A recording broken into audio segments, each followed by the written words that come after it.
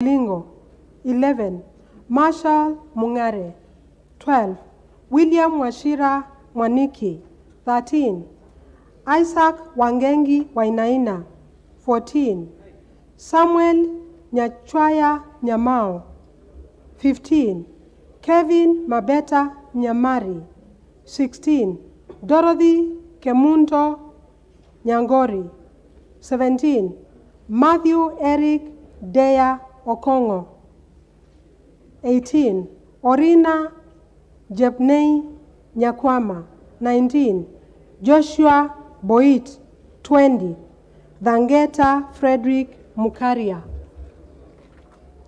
21. Dr. Mbi Kavindu. 22. Peter O. Nyananga. 23. Jinan Zioki Biuva. 24. Omari Dambi. 25. Samuel Mwangangi Zamalu. 26. Stanley Muindi Masai. 27. Kenneth Otiato Marende. 28. Miriti Joseph Mulindo. 29. George Gitangu Thiongo. 30. David Ikava Mwangangi. 31. Danson Gadhuthi. 32. Nambiswa Brian. 33. Katukoi K. Romanos. 34. Amos Otieno Ochuka. 35. Frederick Otieno Gaya. 36. Gadhi Irungu. 37. Joseph Mijire Gaku. Honorable members, by the close of the nomination period on Wednesday, 7 September 2022 at 8:30 p.m., the following 19 persons had returned to the clerk their respective nomination papers for election as Speaker of the National Assembly. 1. Dr. Noah Winja. 2. Moses Masika Wetangula. 3. Gideon Kiplangat Cheruyot. 4. Timothy Ayeko Olingo. 5. Marshall Mungare. 6. William Washira Mwaniki. 7. Isaac Wangengi Wainaina. 8. Kevin Mabeta Nyamira. 9. Dorothy Kemunto Nyangori. 10. Matthew Eric Deya Okongo.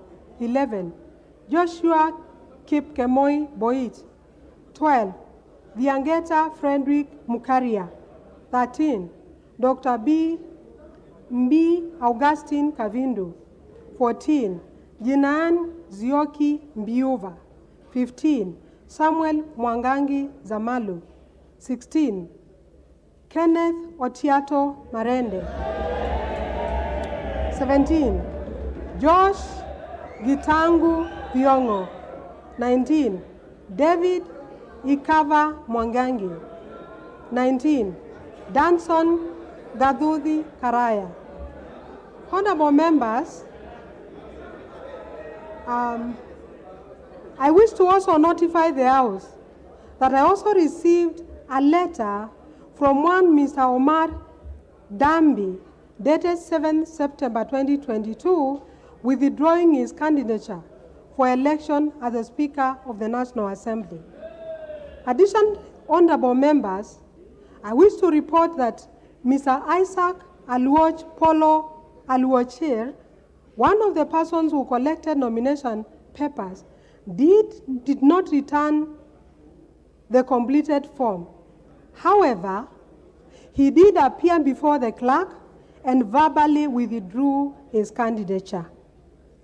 Further, honorable members, the following 15 persons who returned their nomination papers did not qualify as candidates for election as Speaker of the National Assembly, as their nomination papers were not accompanied by names and signatures of 20 members in support of their respective candidates as required by Standing Order 5-3. 1. Dr. Noah Winja. 2. Gideon Kiplangat Cheruyot. 3. Timothy Ayako Olingo. 4. Marshall Mongare. 5. William Washira Mwaniki. 6. Isaac Wangengi Wainaina. 7. Kevin Mabeta Nyamari. 8. Dorothy Kemunto Nyangori. 9. Joshua Kipkemoi Boit. 10. Dr. Mbi Augustine Kavindu. 11. Jinan Zioki Biuva. 12. Samuel Mwangangi Nzamalu. 13. George Gitangu Thiongo. 14. David Ikavi Mwangangi. And 15. Danson Gathudhi Karaya. Honorable members, you will recall that at the close of the nomination period yesterday evening, I did notify honorable members of the 2 candidates qualified to participate in the election of the Speaker of the National Assembly. In my notification, I stated that my office was in the process of verifying the documentation submitted in support of 2 other applicants, namely Mr. Thiangeta Frederick Mukaria and Mr. Okongo Matthew Eric Dare. Honorable members, I wish to inform the House that verification of the documents submitted by the 2 applicants against the copies of identification documents are available to my office by the various members purported to have supported the candidature for today's election reviewed glaring anomalies. With regard to the nomination papers returned by Mr. Thiangeta Frederick Mukaria, it was noted that the Kenya National Identification numbers purported to appended to the names of several honorable members are at variance with the information officially available by honorable members to Parliament as part of their biodata. Similarly, honorable members, it was noted that the nomination papers returned by Mr. Okongo Matthew Eric Dare appended signatures purported to belong to several members that did not tally with the signatures recognized by my office from the biodata forms signed by the affected members. Indeed, I have today since received written complaints from a number of the affected members regarding falsification of their support to the 2 candidates. In particular, honorable members have disowned their purported endorsement of the said candidates. As at the time of this communication, I have on record formal protests from the following members: the Honorable Kimani Ichung'wa, the Honorable Beatrice Adagala, the Honorable Mohammed Ali Mohammed, the Honorable Mary Wamaua, the Honorable John Mutunga, the Honorable Githua Wamushukuru, the Honorable Samuel Moroto, the Honorable Dr. Robert Pukose, the Honorable Jen Kihara, the Honorable Julius Meli, the Honorable Wajiku Muhia, the Honorable Charity Kadhambi, the Honorable Paul Mwirigi, and the Honorable David Gikaria. Honorable members, in light of the above cited anomalies and the formal protests received from members, I have disqualified the 2 persons from contesting in the election for the Speaker scheduled for today, 8th September 2022.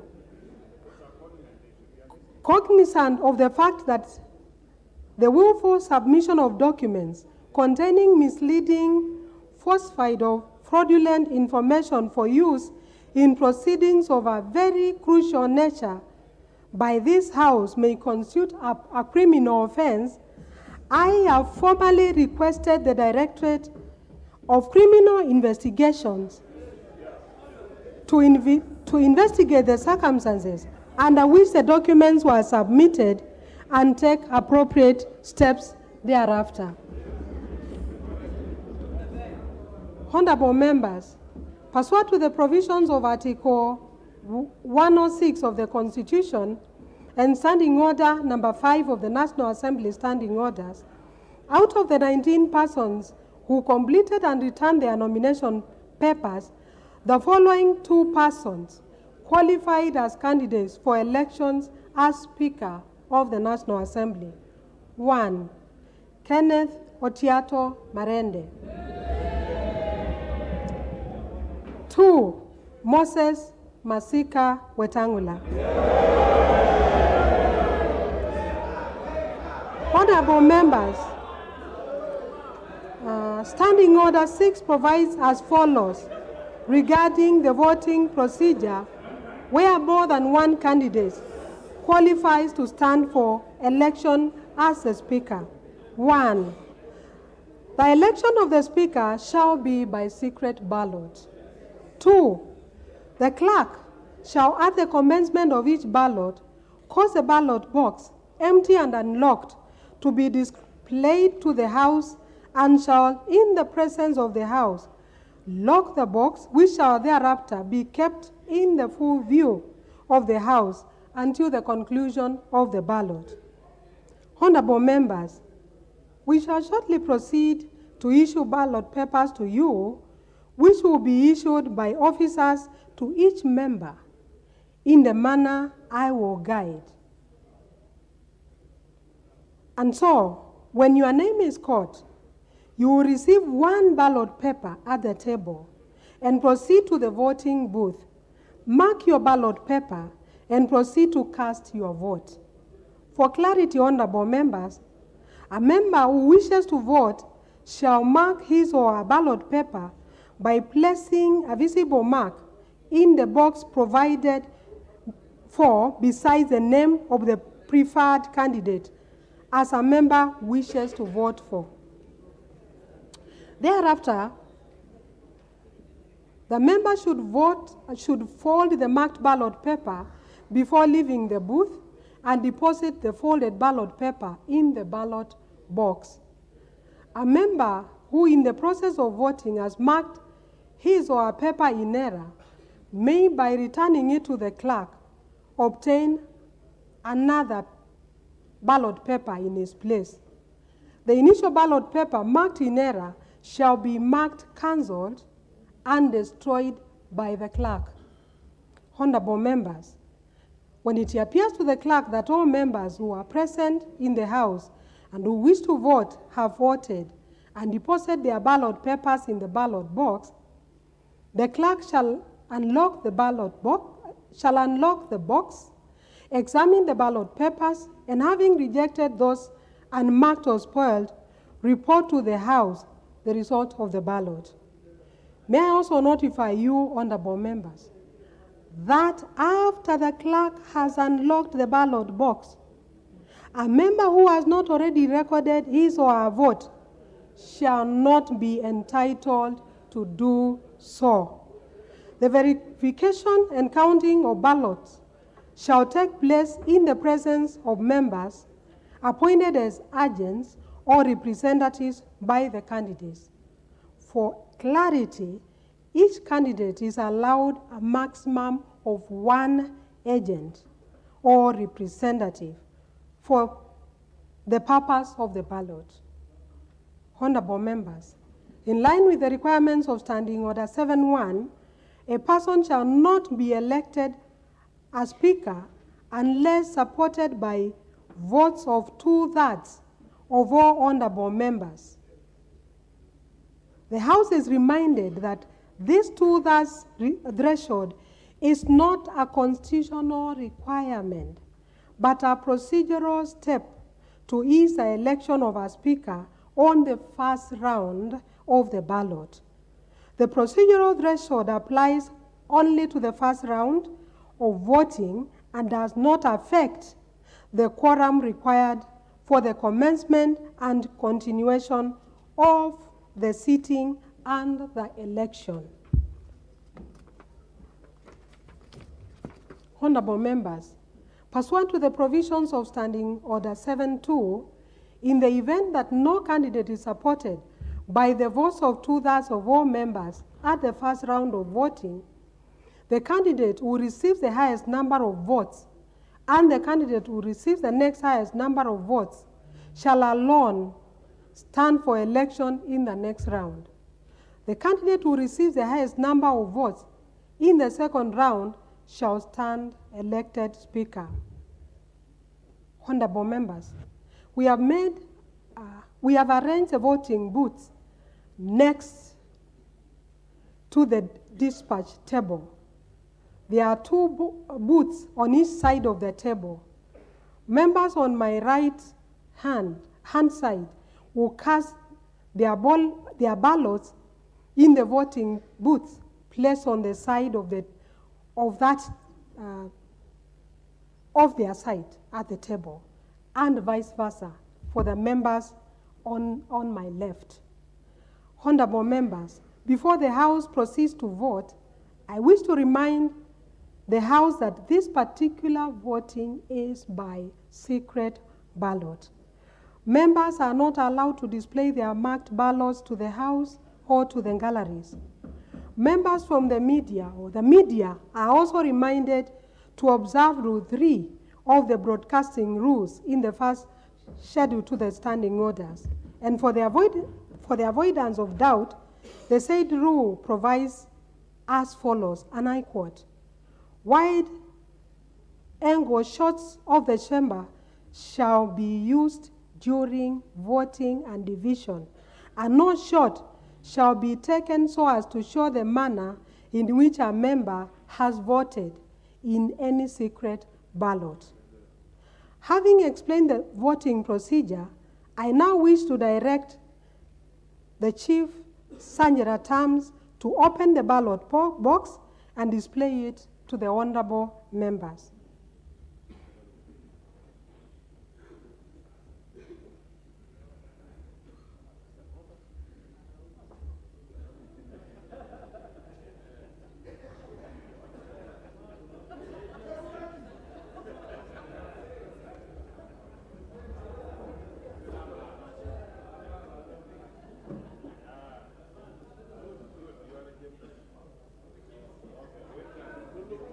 Honorable members, you have witnessed for yourself that the ballot box is empty. And I now direct the Chief Sanjara Terms to close and lock the ballot box. The next step before we start to call out names for members to come and vote is to inquire of the House of any member designated by the candidates as their agent or representative, which is strictly one agent or representative per candidate. If any, I request them to step forward and approach the table so that we can proceed.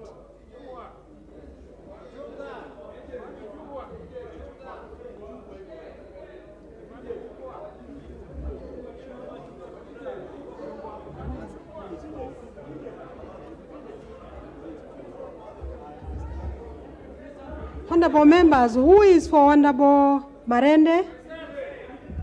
Okay. Okay. So the Honorable TJ Kajwang. And who is for the Honorable Wetangula? The Honorable Dr. Pukose. Okay. Now,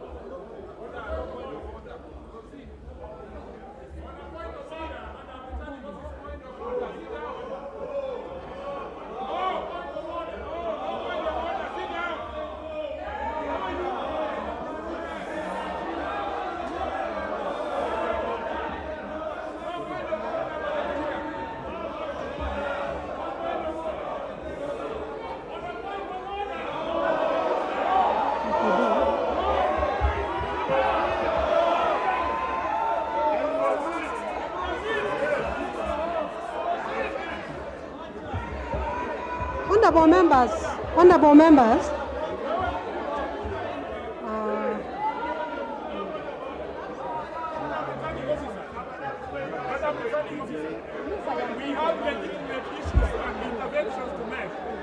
that after this you are going to call me. That is why I'm asking that you should have allowed us to make intervention. Honorable members.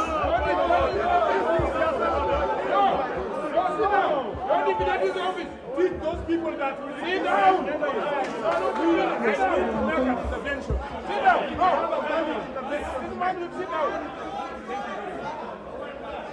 Members, please be seated so that I can guide the House. Just be seated. Take your seats. Take your seats, honorable members. I want to guide the House. I will allow a few interventions from the members before we proceed to the ballot. And I will now allow the Honorable TJ Kajwang to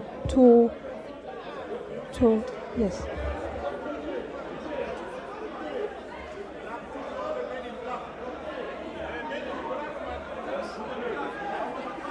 Yeah, I will give you. I will invite you. Just one question.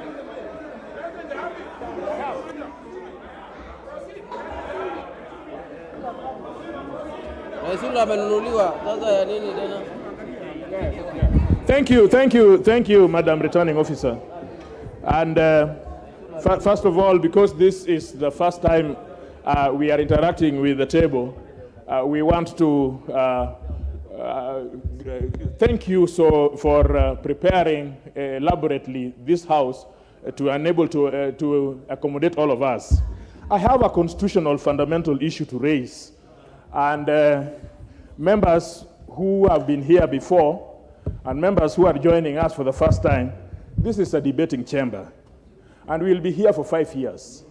And so all the issues that need to be spoken, which the nation needs to know, should be spoken because that is why we have come, and that is to present these issues. And so I raise a constitutional fundamental issue on the candidate on the table, which is number 4, Honorable Senator Moses Wetangula, touching Madam Returning Officer. I am sure that when members will keep quiet and listen, they will be able to follow me and be able to respond. And all those issues can be responded to in a very civilized manner. Whether that candidate is legible as a candidate for Speaker.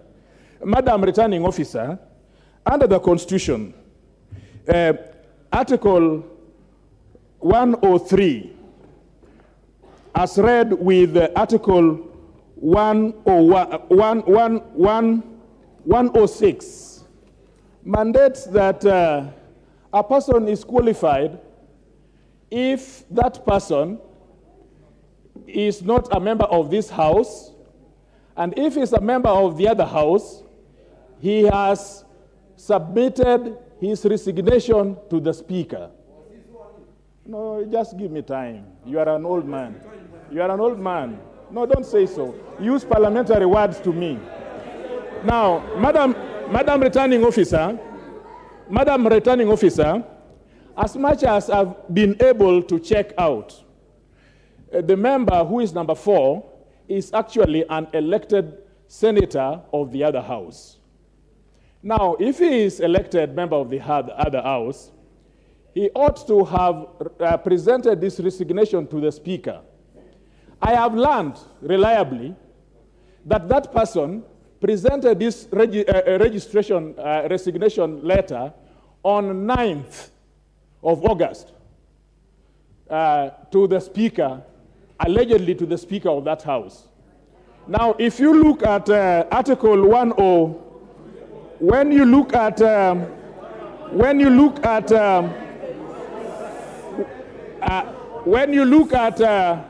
allow me, order. Order. A day after the elections. I'm explaining myself, please. Now, the Speaker to whom he allegedly delivered his resignation letter was already an elected governor. It means according to the Constitution,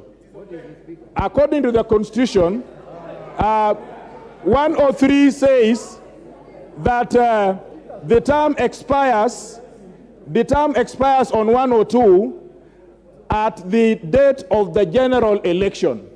The term of this house and the term of the other house expired on 8th, not on 9th. The term of the Speaker of that house expired at that time when that person was elected as governor. It means that on 9th, there was no Speaker to whom the candidate would have given his election papers. So the fact of the matter is that if you have an office without a substantive holder thereof, then that office is no office. So if, as I am reliably informed, that he tendered his resignation to an office without the substantive member being, the substantive holder of that office being validly in that office, then he resigned to no Speaker. I ask you, Madam Returning Officer, because this is a very, it is not, no, he's a returning officer. By law, he's a returning officer. That is what he is. Yes? This is an issue which is not only important to us, but important to all those other candidates who have a valid, some of them who are not in this house, who have a valid responsibility to ask. The last one, and this may draw a lot of protestation from somebody who does not like my thinking, and in this house, we must not like each other's thinking. The same person that is the candidate, there is a valid resolution of this house. There is a valid resolution of this house, which in record, saying that that particular person is not eligible to hold a public office in Kenya. Madam Returning Officer, this is a house of records. This is a house of records. There is a resolution of this house, passed by this house, implementable by this house, that the person should not hold a public office arising out of matters concerning integrity. So in both those grounds, I ask you, Returning Officer, to find that one Moses Wetangula is not eligible to be a candidate for the Speaker of this House. I thank you so much. I think speaking in this House is very easy.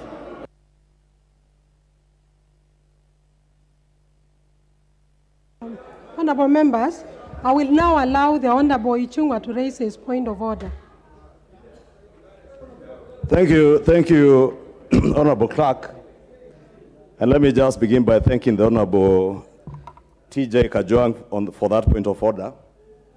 Although unfortunately, Honorable Clerk, and I would really beg this 13th Parliament that we allow each other time to be heard, because the Honorable TJ Kajwang has a right to raise whatever issue he wants to raise, and we all have a right to respond, and eventually the presiding officer will probably make a determination. But allow me to just go straight to some of the issues that the Honorable TJ Kajwang has raised. And it is indeed true that one can only be elected as Speaker if you are not a sitting member of Parliament. That includes members of the Senate. But it is also not true what the Honorable TJ Kajwang alleges, that the Honorable Senator Wetangula resigned on the 9th of August. It is indeed preposterous for the Honorable TJ Kajwang to make an allegation in this House that he cannot substantiate by way probably of tabling a copy of that letter that he purports the Honorable Senator Wetangula resigned on the 9th of August. It is also in my know, Honorable Clerk, that the Honorable Moses Wetangula indeed resigned 2 days after the gazettement of senators by IEBC in the Kenya Gazette. And those are facts. And I want to believe, Madam Clerk, that in your office, you have a copy of that letter, which the Honorable TJ Kajwang does not have. What is purporting here can only be equated to what they said was opaque. Honorable Speaker, it is also not true that indeed when the Constitution that the Honorable TJ Kajwang is quoting says that the term of the Parliament ended of the 12th Parliament ended on the 8th of August. It is true for the Honorable TJ Kajwang and myself and the Honorable Senator Wetangula, who was a senator in the 12th Parliament. But the office of the Speaker exists in perpetuity. And until another Speaker, today as we speak, Madam Clerk, Speaker J.B. Muturi is still the Speaker of the National Assembly until a new Speaker is elected this afternoon.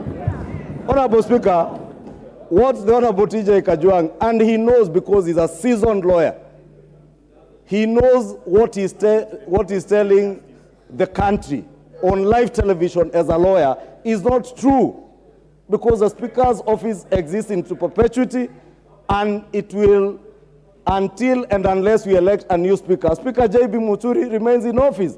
In fact, as we speak, TJ Kajwang, you know Speaker Muturi is seated in his office and transacting business. Indeed, Honorable Speaker, let me not even belabor that point. Honorable Speaker, I just want to beseech that we do not spend a lot of time arguing things that could be described as rumors, hot air, things that are opaque. And Honorable Speaker, I would beg that you, Honorable Clerk, I would beg that you stick to the rules and procedures of this House and occasion the election of a new Speaker to progress without wasting much time. We saw these shenanigans in Bomas of Kenya. The same people who were in Bomas, some of them are here, Mr. Speaker, Honorable Chair, and I really want to beg that you do direct that we proceed.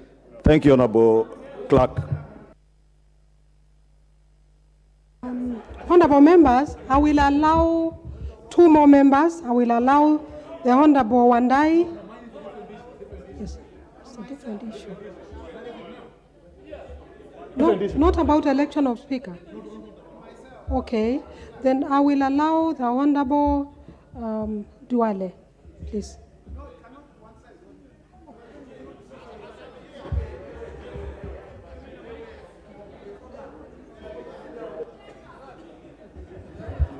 Honorable Madam Acting Clerk and the Returning Officer.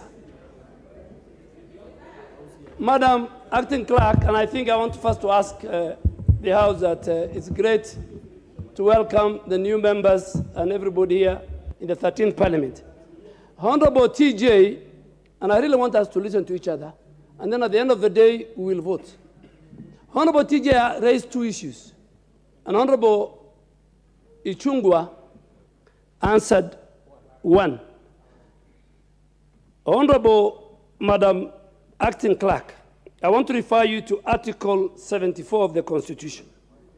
And it says, before assuming a state office, or acting in a state office, or performing any function of a state office, a person shall take and subscribe the oath of or affirmation of office in a manner and form prescribed by the 3rd schedule under an Act of Parliament.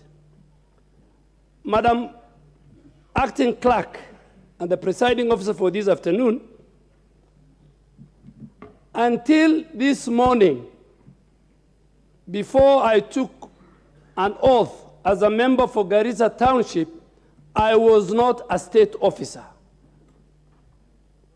And in that consequence, the Honorable Moses Masika Wetangula ceased to be the senator for Bungoma on the 9th of August 2022. From the 9th of August to this afternoon, the Honorable Moses Masika, before he submitted his resignation, is a senator-elect. Is a senator-elect. And so is not a state officer. And in that consequences, Madam Acting Clerk, in fact, my submission to you is that based on Article 74 of the Constitution, and that you become a state officer on the basis when you take an oath or an affirmation, Honorable Moses Wetangula, Senator-elect, was not under any legal or constitutional obligation even to resign. Resign from what? Resign from what? Because he is not a state officer. Two, Madam Speaker, and that is based on Article 74 of this Constitution. Two, Madam Speaker, the Honorable TJ has raised a report, an advance report of this House, a resolution of this House that indicted Senator-elect and the candidate of this afternoon. Madam Acting Clerk, I want to prove to you that I had the privilege and to be a member of that 10th Parliament, in which Honorable TJ Kajwang was not a member. And that report was done by the Defense and Foreign Relations Committee, in which a ranking member was the chair, the Honorable Eden Kainan. And based on that report, the Honorable Moses Wetangula stepped aside. Madam Acting Clerk, you know resolutions of this House is always based on further investigation by other agencies within the criminal justice system. That this House doesn't have the tools and the equipment to do a serious investigation. So the resolution of this House was sent to other bodies, the way we do, to the DCI, to the Auditor General, to the AACC. And I want to confirm that those agencies have cleared Moses Masika Wetangula and President Kibaki reappointed Moses Wetangula back to his ministerial position. So, Madam Speaker, facts speak for themselves. And Mr. Speaker, let us not use the law selectively. Speaker, we need to vote. Today, we have an opportunity, Madam Speaker. All of us sitting here, apart from the nominated members, we have been dealing with the voters. But today, we are voters ourselves. And we must exercise our constitutional right as 349 members. The law is very clear. Even if, and I want to challenge, even if Moses Masika Wetangula did not resign and did not brought you a resignation letter based on Article 74 of the Constitution, the Honorable Moses Wetangula is not a senator of the 13th Senate, of the 3rd Senate, because he has not taken the oath of office. And the moment all of us took an oath of office this afternoon, from morning, we now become state officers, so that you can resign. So, Madam Speaker, let us not have a debate. Let us give chance. These members have an opportunity. They have a constitutional right. Madam Acting Speaker, we have a very daunting task ahead of us. So that report was not tabled. I think myself, Honorable Bandi, Honorable Kainan, there are very few of us who are in the 10th Parliament who know that report. So let us, those who want to vote for Kenneth Marende, I have served under him as a speaker. Those who want to vote for Moses Masika Wetangula, they will vote for him. Let us stop the shenanigans and sideshows. Like the Senate, let us go and have a speaker so that next week we go to orientation and we start implementing the Kenya Kwanza Hustler Fund as fast as possible. Honorable members, before I rule, it is only fair that I have given 3 members on this side to speak. I will give 3 members on this side to speak. You okay? You okay? Okay. Okay then.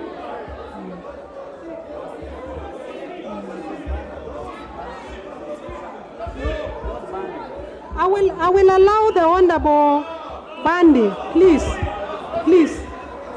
Let me give the Honorable Bandi. Thank you very much, Madam Presiding Officer. Madam Presiding Officer, allow me also she's presiding over the elections.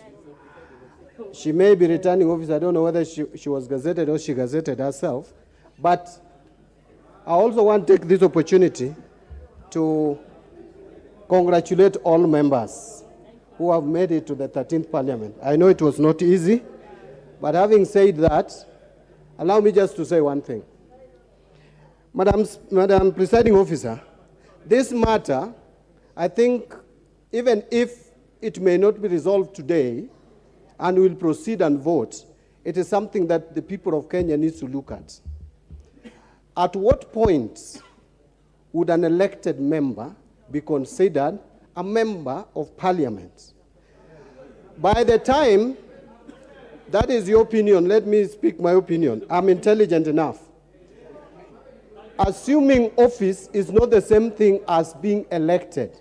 The moment the returning officer in your electoral area pronounces you as elected, it is only the court of law. It is only the court of law which can reverse that decision, whether you take oath of office or you don't take oath of office.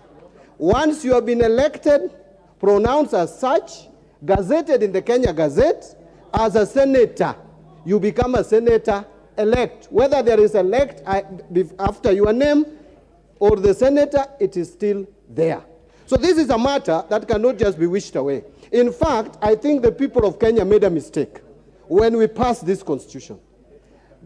There is a law, when you look at the constitution, just a minute, when you look at the constitution, Madam Presiding Officer, the constitution speaks to no one can be a member of Parliament if you are a state officer, but goes ahead to exempt serving members of Parliament from running. Now the same should have happened. I don't see why a sitting member of National Assembly cannot run for the office of the Speaker and resign after being elected. That is what happened in 2008 when Kenneth Otiato Marende was the MP for Emuhaya. So if something is wrong with our laws, we need to accept it. Let us not speak, just take sides. You took an oath just a few minutes ago to protect this constitution. There is a problem in the constitution. We need to fix it.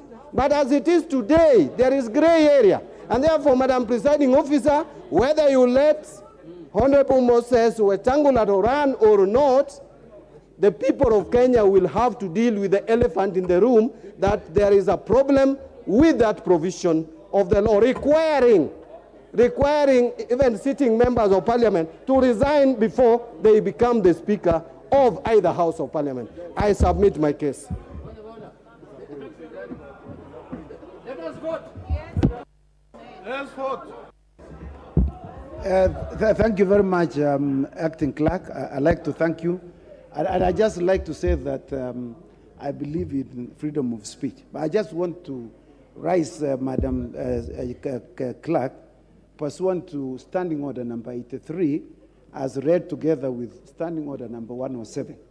I'm very surprised that you've been allowing people who have been in this house for some time just to rise on points of order based on no particular order You know, you know, like my very good friend Honorable Mbadi, I respect him a lot, but he just rose on no point of order.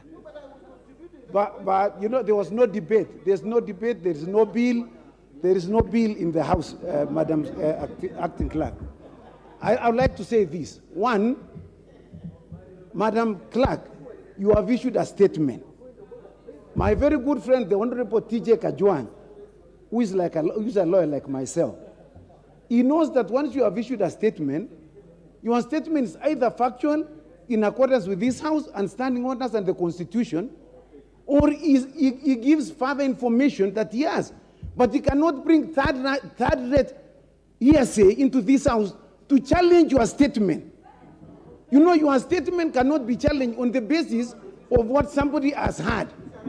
You must produce documentary evidence to countenance your statement. In the absence of that, Madam Clerk, you should rule everybody out of order. May I read, Madam Clerk? According to Standing Order 107, a member commits an act of disorderly conduct of that member if he deliberately gives false information to the House. We were told that Senator Moses Wetangula resigned on the 9th of August. That information has not been given to us here. And you just allowed that member just to sit. And he's a very senior member in the bench, of the bar. And I have a lot of respect for him. My submission, kura tutapiga, where we are going to vote. My submission, Madam Clerk, in the absence of any documentary evidence contrary to your statement, I submit that we vote. Thank you.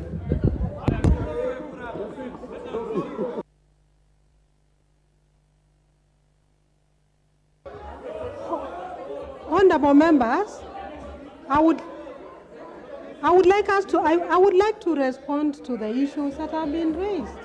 Yeah. So members, if you could be silent, I will respond on the matters that have been raised concerning one of the candidates who is standing for election.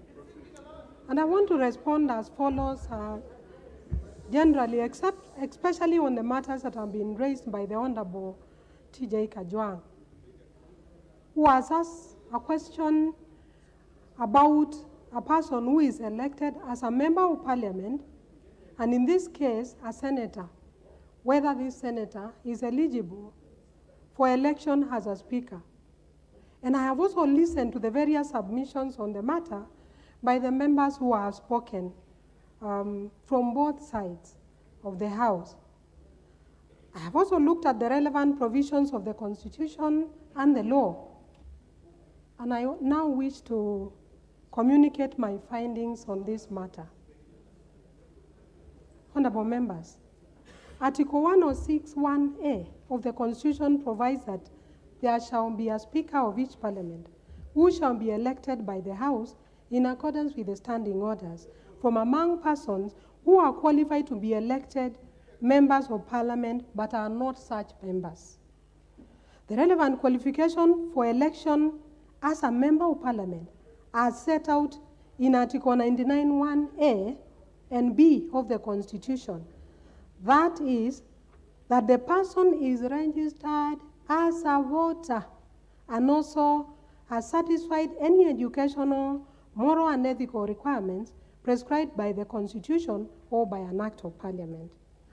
Additionally, Article 99(2) provides that a person is disqualified from being elected a member of Parliament if that person is a state officer or a public officer other than a member of Parliament, has at any time within the 5 years immediately preceding the date of election held office as a member of the Independent Electoral and Boundaries Commission, has not been a citizen of Kenya for at least the 10 years immediately preceding the date of the election, is a member of a county assembly, is of unsound mind, is an undischarged bankrupt, is subject to a sentence of imprisonment of at least 6 months as at the date of registration as a candidate or at the date of election, or is found in accordance with any law to have misused or abused a state or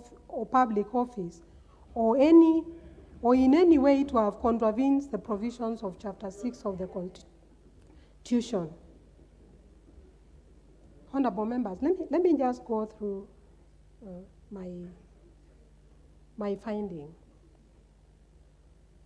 First thing I would want to say about the issues that have been raised by members is that on the 5th of September, after the candidate submitted his nomination papers, the candidate in question, pursuant to Standing Order 5 of the National Assembly Standing Orders, I did write to the Independent Electoral and Boundaries Commission seeking confirmation as to whether this particular candidate is qualified to be elected as a member of parliament under Article 99 of the Constitution, and whether or not is such a member. In a letter dated 6th, please just listen. In a letter dated 6 September 2022, the Independent Electoral and Boundaries Commission wrote back to me, confirming that pursuant to Article 99 of the Constitution and Section 24 of the Election Act, number 24 of 2011, Moses Masika Wetangula is a registered voter.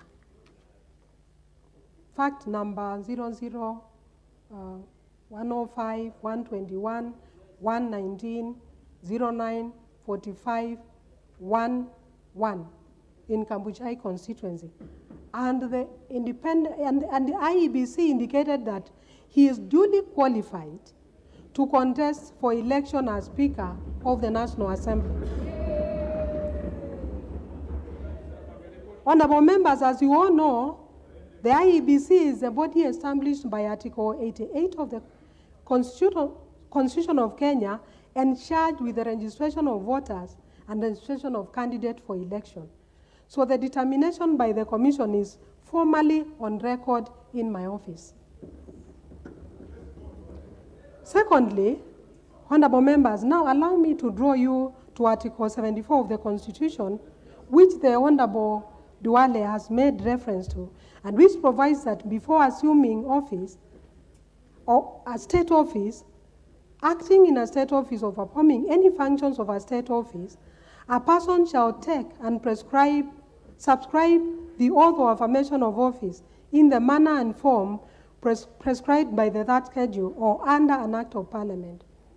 It should also be noted that the third schedule to the Constitution sets out various forms of national oaths of affirmation for state officers, including the one for members of parliament. Honorable members, a comparative glance, even at jurisdictions elsewhere in the world, and I would like to quote the United Kingdom, a member of parliament is not deemed to be a member until that person has taken the required oath of office.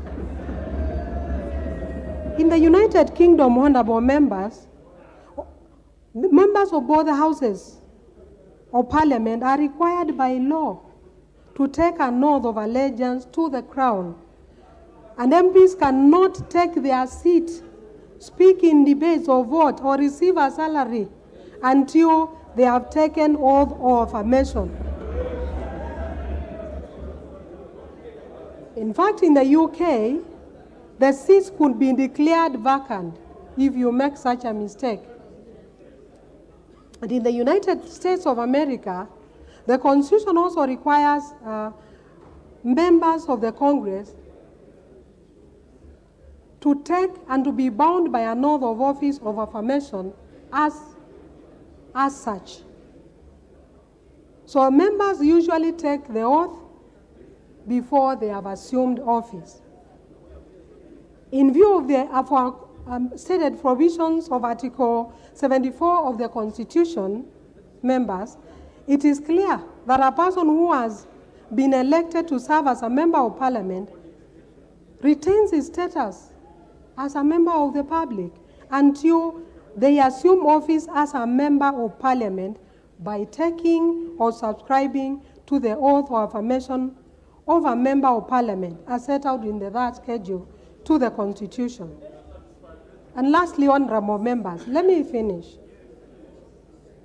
In any event, even if we were to overlook the provisions of Article 74 of the Constitution relating to the assumption of office, as I have enumerated, and argued that there was need for the senator to resign from office, may I now confirm that I am in receipt of a letter dated 29th August, written by the Honorable Moses Masika Wetangula, addressed to the Speaker of the Senate, in which he communicated in writing to the Speaker of the Senate his decision to resign from his position as a senator-elect for Bungoma. Now, this letter is addressed to the office of the Speaker of the Senate, which by virtue of the provisions of Article 106(1)(2) only became vacant when the new Senate first met today. So the spirit of the Constitution espoused under Article 103(1)(c) is that the seat automatically becomes vacant upon receipt of the resignation of a letter, and there is no corresponding obligation imposed on the Speaker to accept or decline the resignation. Therefore, honorable members, in the present circumstances, and guided by the provisions of Article 74 of the Constitution, and the letters from the Independent Electoral and Boundaries Commission, and from the Honorable Moses Wetangula, I have satisfied myself that the Honorable Moses Masika Wetangula is qualified for election as a Speaker of the National Assembly. The House is accordingly guided.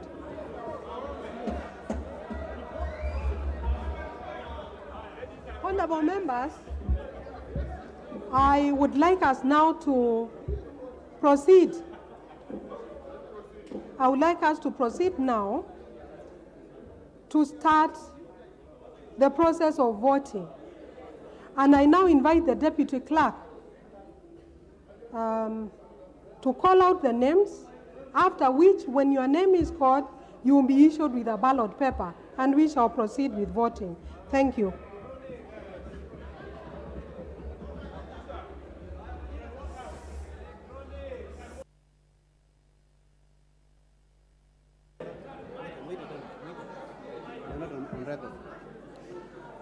Duale Adan Bare.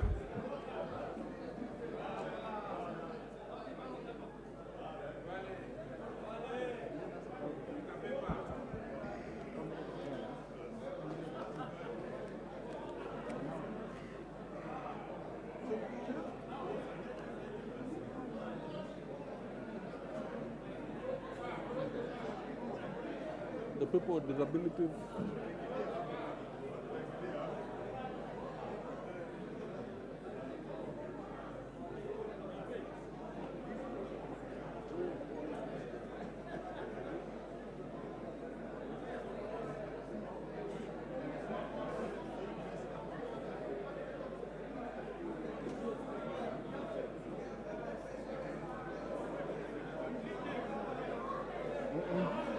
Wait.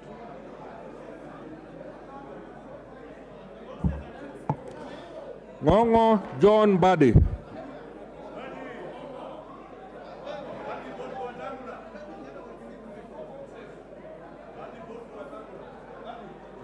huyo mwingine. Umemwita Badi? Mwita Badi. Mwita Badi bole. Mwita. Maalim Farah.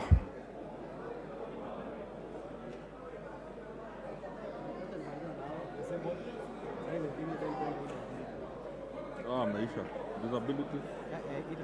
Kanda na hiyo speed tutakuwa hapa mpaka midnight. Because You're voting booth.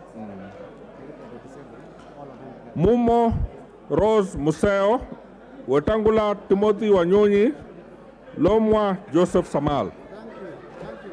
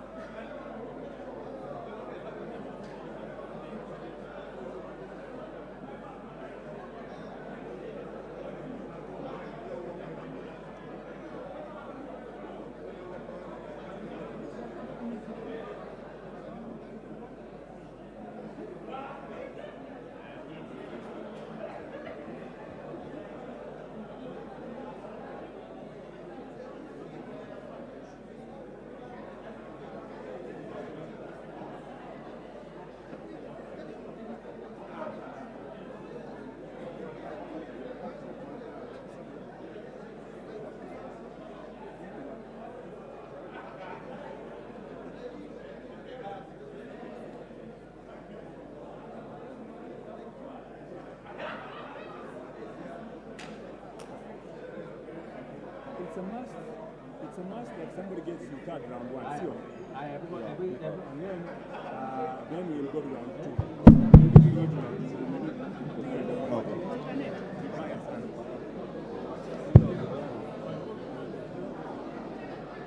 Sir, use this one. The other one is not audible.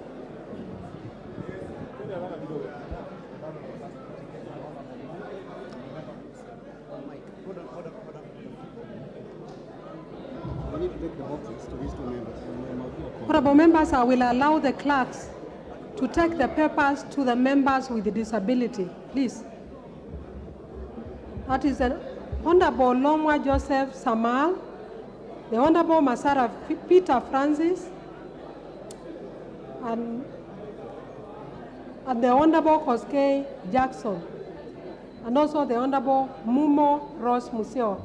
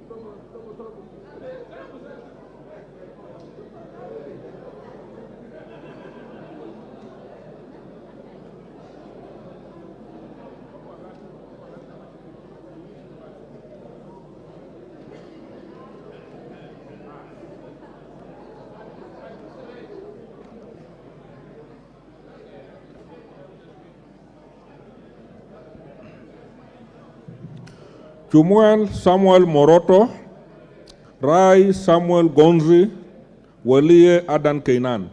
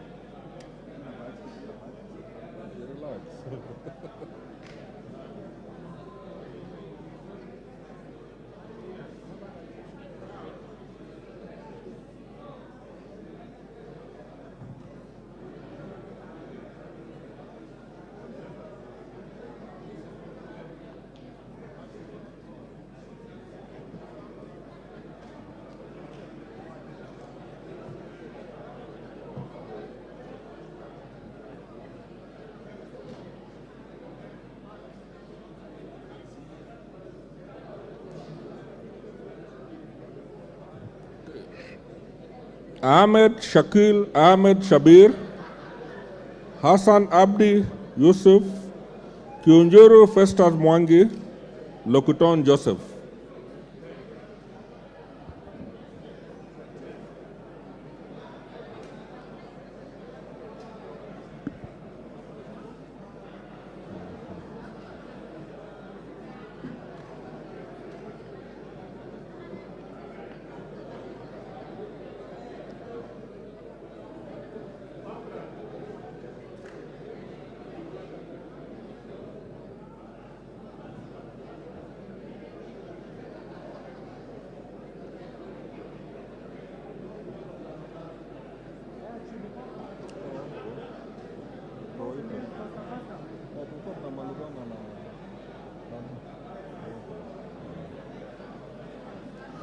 Mbiuki Jafet Miriki Kareke, Odhiambo Mili Grace Akot, Sirma Musa Cherutich, Wanjala Rafael Sauti Bita.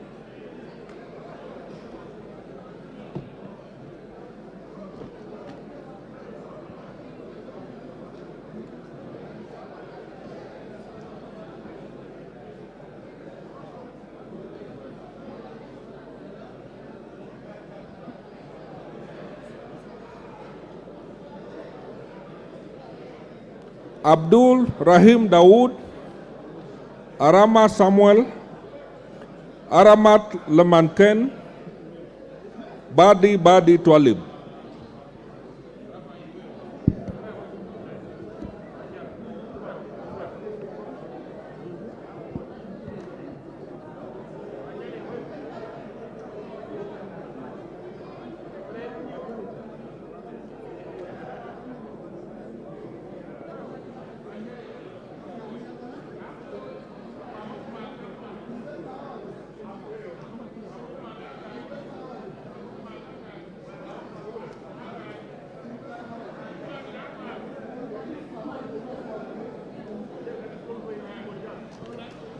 Bowen David Kagongo, Chege Sabina Wanjiru, Chepkonga Kiprono Samuel, Chesebe Fred Kapondi.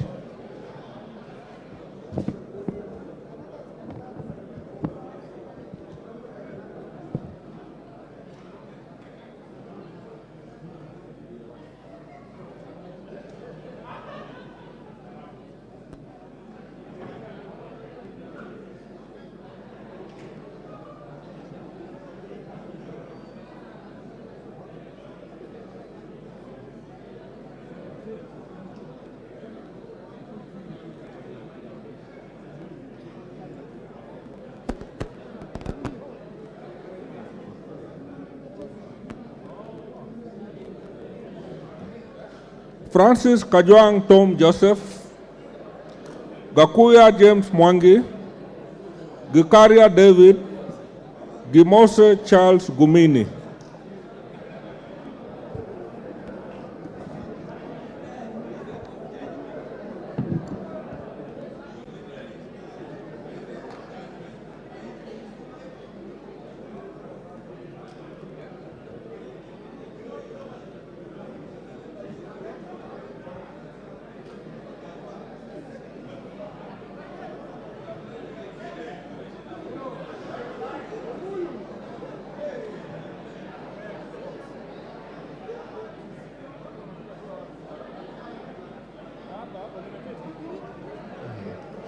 Ichungwa Anthony Kimani, Injendi Moses Malulu, Kaluma George Peter Opondo, Kanchori Elijah Memusi.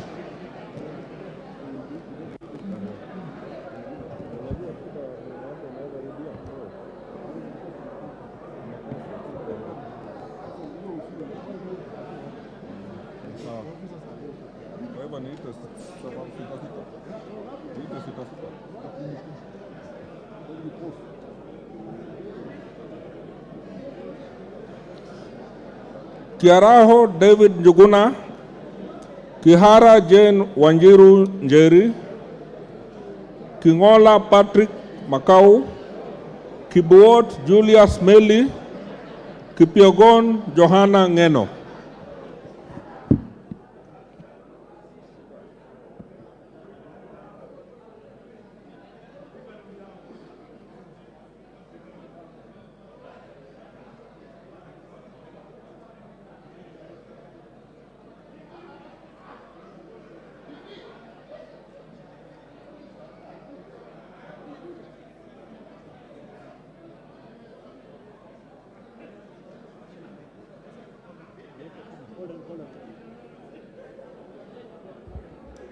Honorable members, a question has been raised by a member. I just want to give you guidance because a member has raised concern about how to mark the ballot paper. And the standing orders 6 of our National Assembly standing orders provide that you are supposed to mark the ballot paper by placing a mark in the space opposite the name of the candidate. I would urge members to put a tick or an X, but any other mark would be a mark. But put an X or a tick, but just a mark would be sufficient. You will not be disqualified. Yes, yes.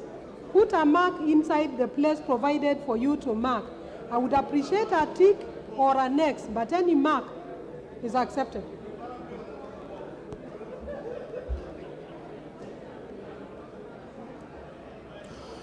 Kombe Harrison Garama, Correres Sara Paulata, Koi John Waluke, Koyo James Onyango, Langat Benjamin Kipkurui, Balu Jessica Nduku Kiko, Boko Mishi Juma Hamisi, Mbui Robert, Mohamed Junaid Sheikh Nur, Mule Stephen Mutinda.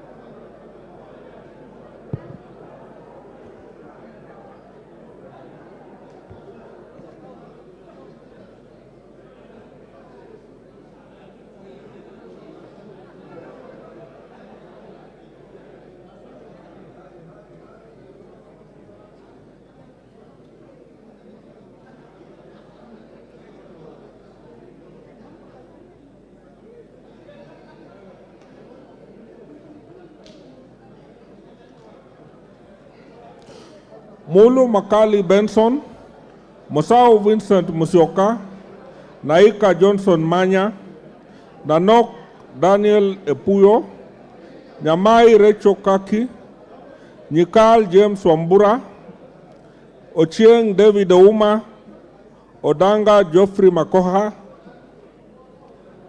Oduor Christine Ombaka, Ogola Gideon Ochanda.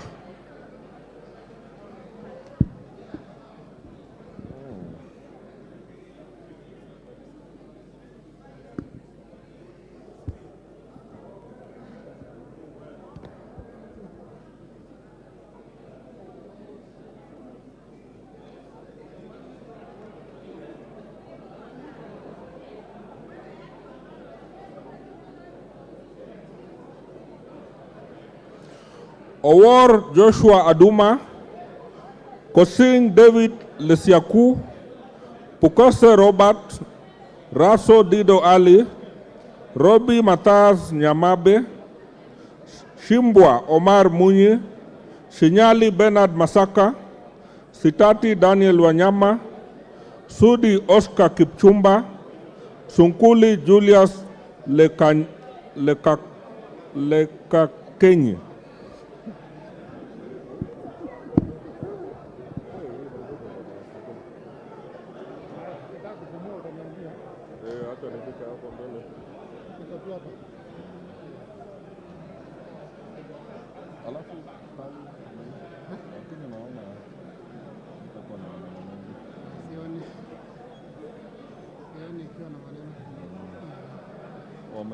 Unaona walishindwa Senate.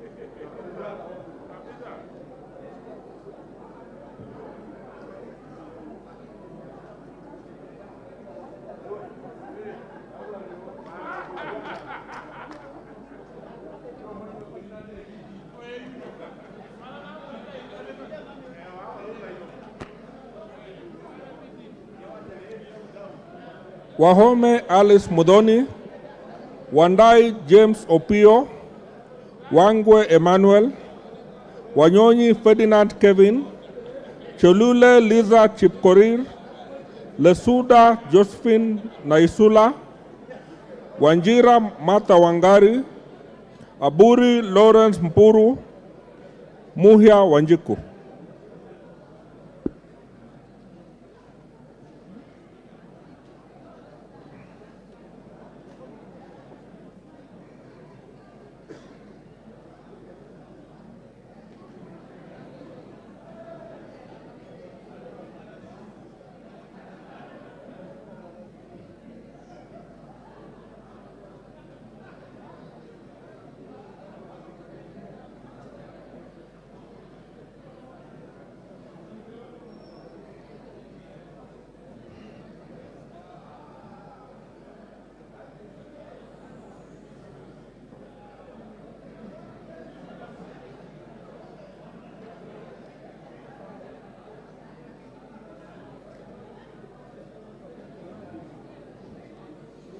Oundo Wilberforce Odiambo, Abdullahi Bashir Sheikh, Adagala Beatrice Kahai, Akuja Protas Ewasit, Alpha Miruka Ondieki, Amolo Paul Otiende, Atandi Samuel Onunga, Badar Salim Faisal, Baya Owen Ya, Bedzimba Rashid Juma, Buyu Rosa Akinyi.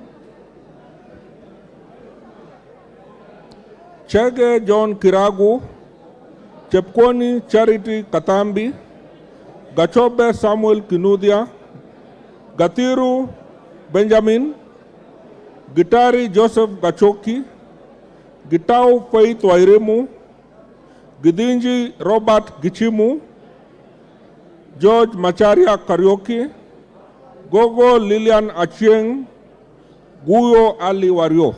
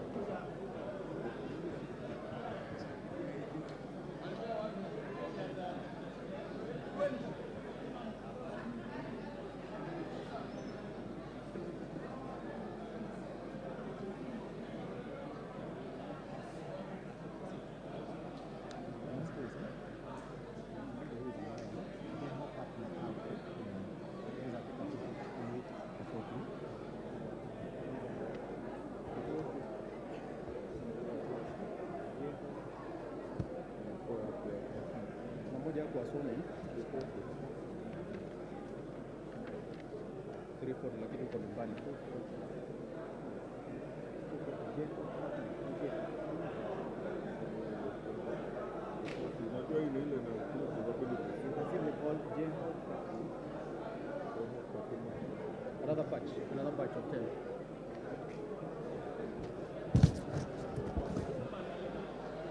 Jeho Fatuma Abdi, Hassan Kulo Maalim, Hiribae Said Buya, Kagesi Kivai Ogesi, Kahangara Joseph Mburu, Kalasinga Joseph Simiu Wekesa Majimbo, Kamene Joyce, Kamuren Charles, Kandie Joseph Chebiogon, Karani Stephen Washira.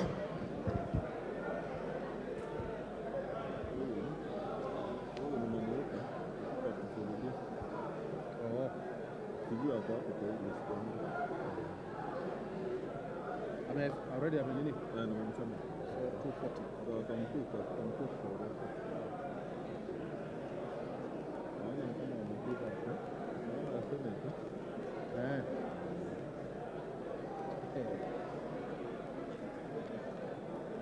Tunaenda tu second round.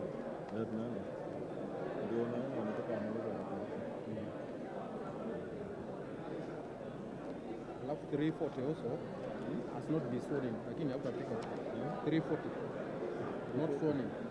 2 Bidu Mohammed. She was not sworn in. Bidu. 340. Baada ya huko ni mbali, mtu mwingine tunaongea. Ngoja. Nimefika hapo. Ngoja. Hao wako wengi sana. Namba 49 mbona nimepitwa? 49. Uliitwa. Nenda tu upige. Ingia tu pale. 49. Nimekuita.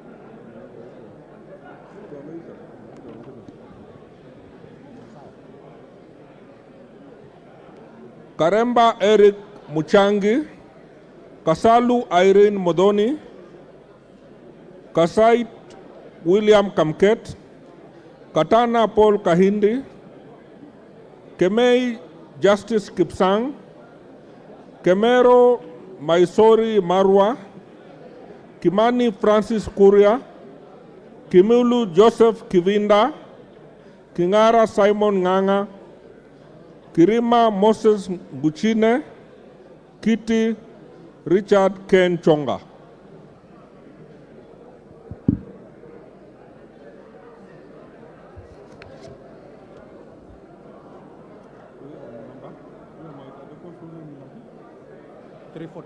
But I realized this one is different. To be Bidu Mohammed. Around 340 or 341.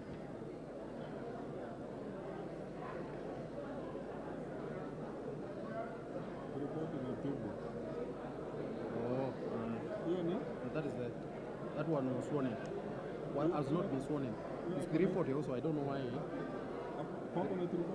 the same number. This one, yeah. not sworn in.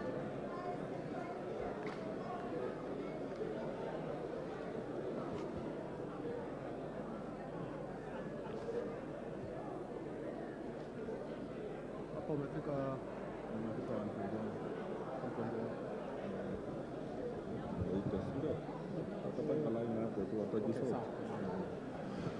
Koech Nelson, Kosgei Hilary Kiplangat, Kwenya Duku Zakari, Jackson Leku Montare,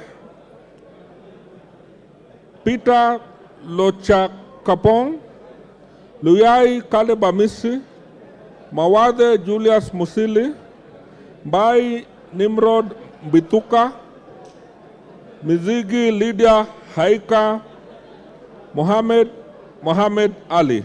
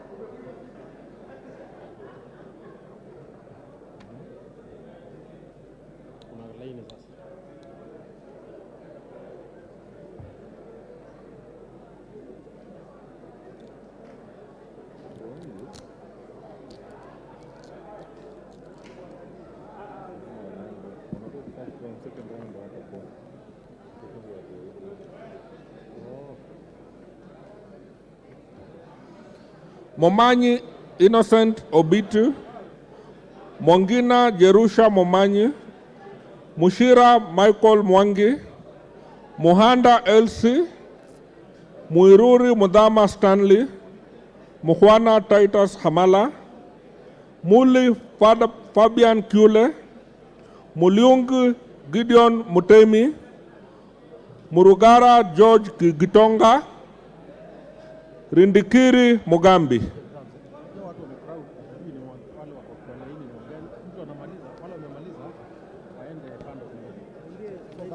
So that the only people who are there are the ones who are voting. Now, agent, I don't know whether you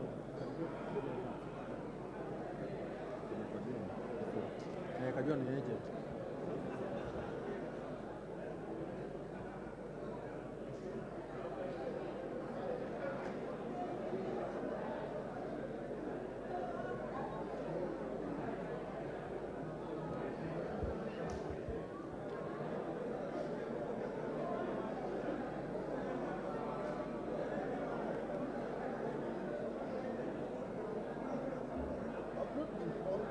Gikaro. No, we are almost there. We are almost there. We are almost there. Members, please, Mutua Didimas. I would like to request the members who have voted to clear the voting area so that we are able to allow other members to vote. Thank you.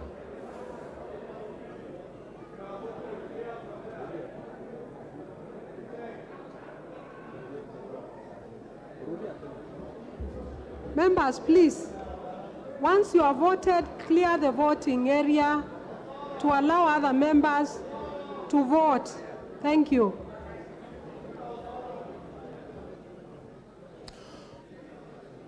Mutua Didimas Wekesa Barasa, Mutunga John, Mwakuona Danson, Mwale Nicholas Tindi, Mwalika David Mboni, Mwanyanje Gertrude Mbeyu, Mwirigi John Paul, Nabulindo Peter Oscar, Ndungu George, Nganga Alice Wambui.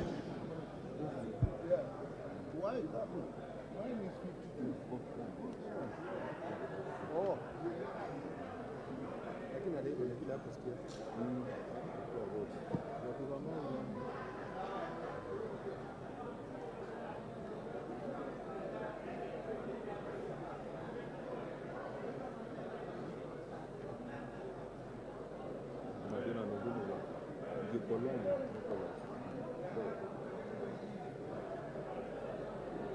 first name is not Gikaro. The surname is not Gikaro.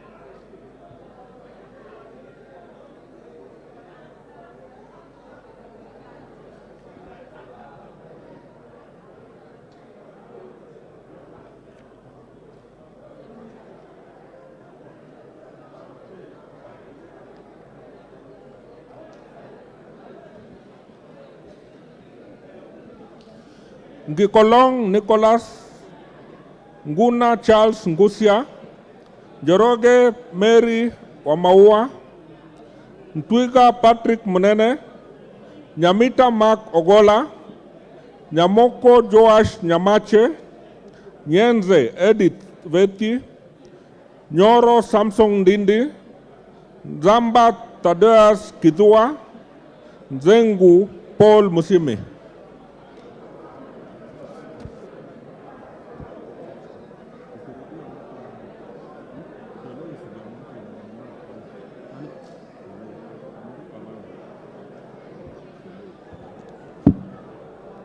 Which number? Oh.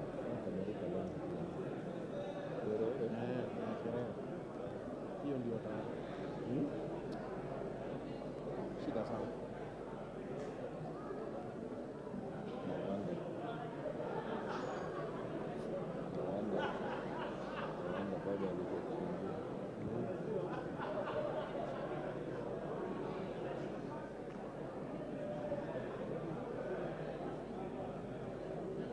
So you note there. No, nasema tutanote kwa Bo Shule that she has voted. But has she? Lakini utasoma tu. Utasoma tu because they are crossing. So she cannot vote twice.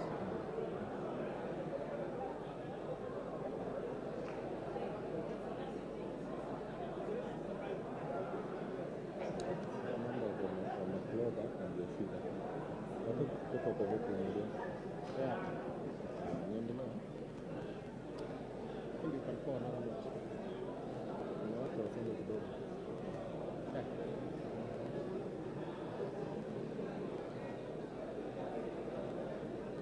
Another one.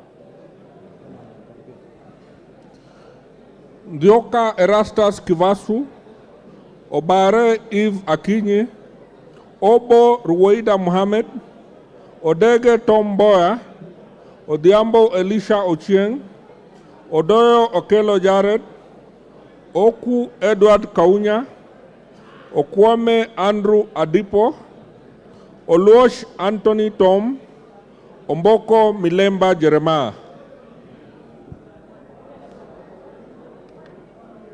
Choka utasema. Eh?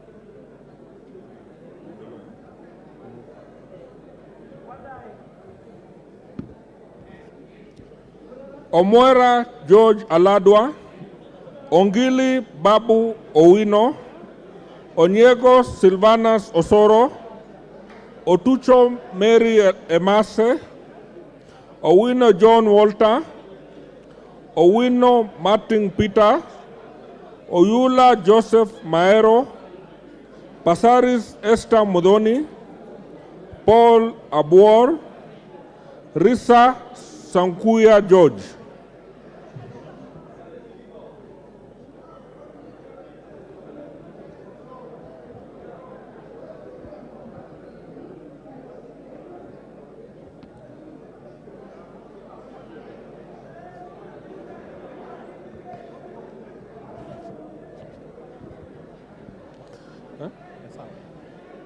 Sane Ibrahim Abdi,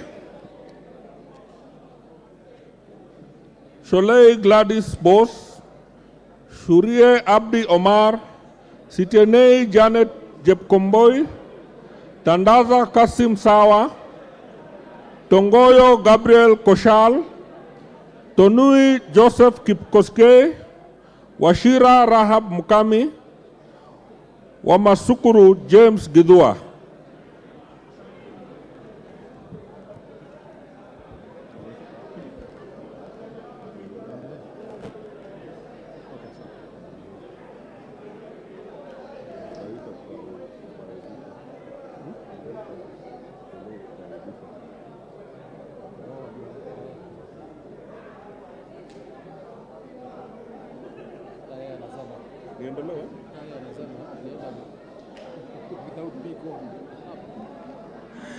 Wambilianga Catherine Nanjala, Wamuchomba Gadoni, Wangaya Christopher Aseka, Wanjiku John Juguna, Waweru John Kiarie, Were Charles Ongondo, Yegon Brighton Leonard, Yusuf Adan Haji, Elachi Beatrice, wa Naomi Jilo.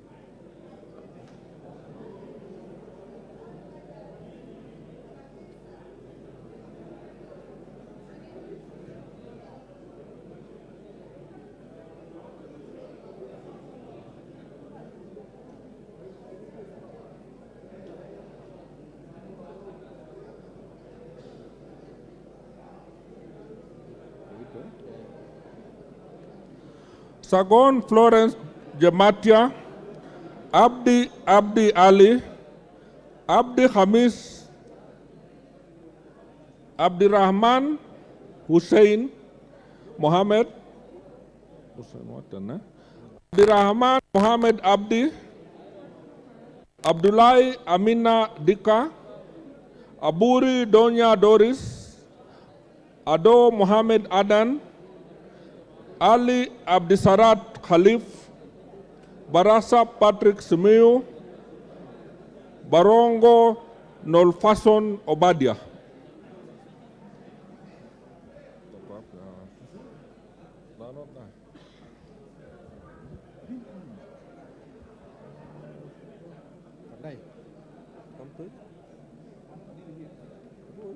No, Likuita ni vile, I think it was consultations allowed.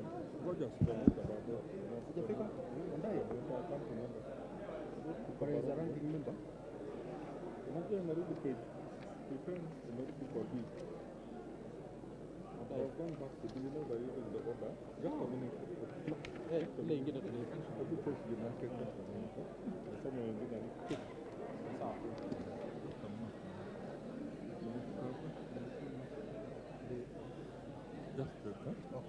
Bare Hussein Abdi, Bato Phyllis Jepkemoi, Basil Robert Ngui, Diego Paul Kibuchi, Bisau Morris Kakai, Bona Mumina Golo, Busia Ruth Adiambo Odinga, Buire John Okano, Caroline Jepto, Chebor Paul Kibet. Likuita mheshimiwa 72. 72. Just get him to the line.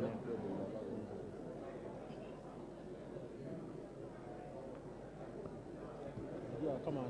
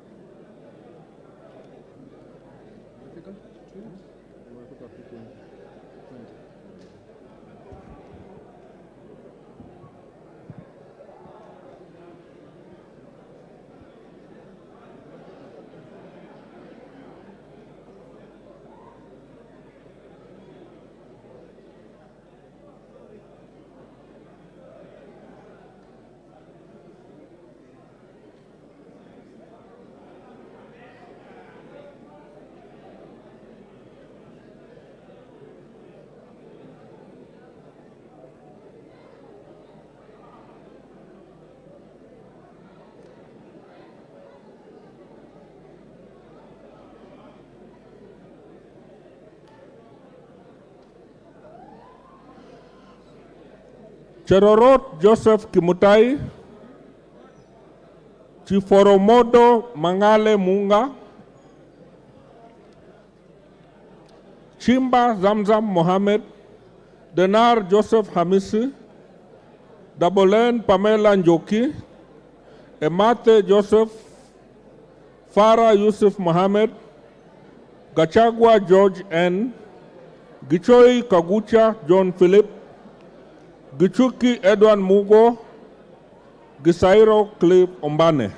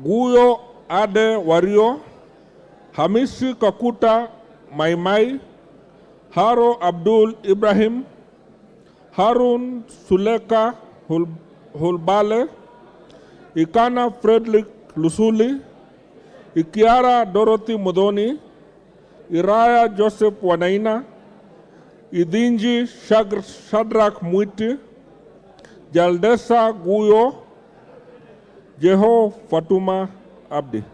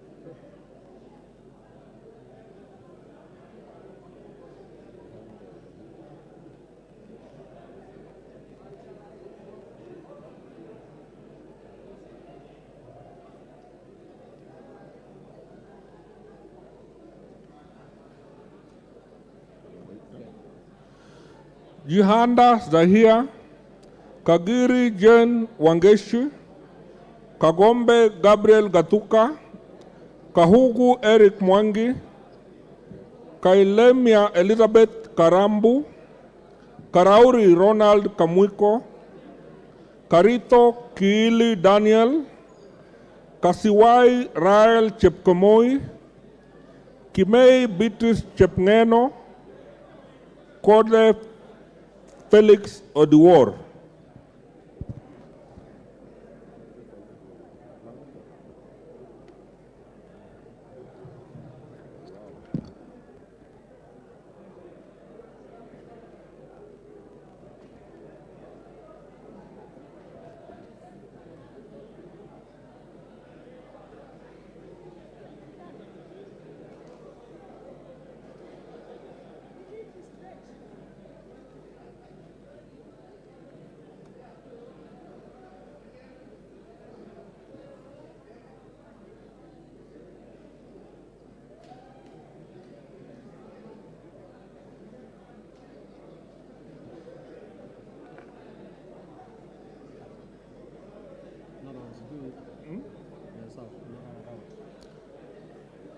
Kiamba Susan Ndunge, Kibagendi Anthony, Kihungi Peter Irungu, Kilel Richard Cheriot, Kipkoech Gideon Kimayo, Kipkoros Joseph Makilap, Kiplagat David, Kipngor Ruben Kiborek, Kiprono Mutai Alfred, Kirwa Abraham Kipsang, Kitani Marien Chebet.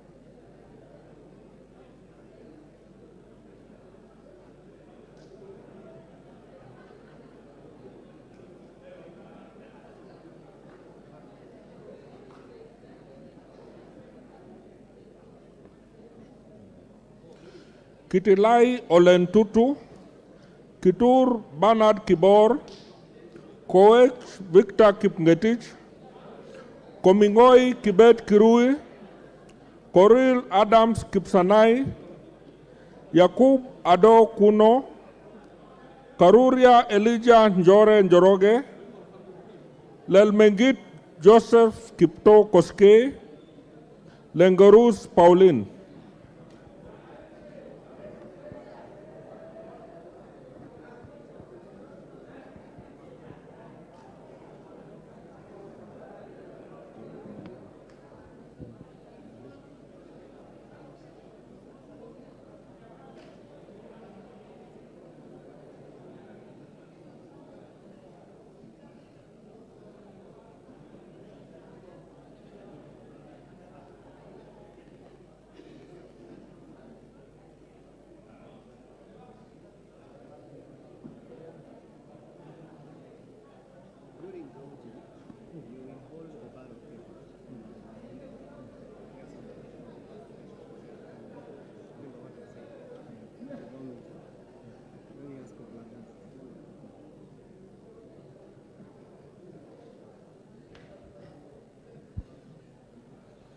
Letipila Dominic Eli, Lynette Chepkorir, Logova Sloya Clement, Titus Loti, Mnaiba Julius Taitumu, Mashal Mohamed Sood, Maina Betinjeri, Maina Jen Jeri, Maina Mwago Amos, Maingi Mary, Makali John Okwisia, Mamwacha Onchoke Charles.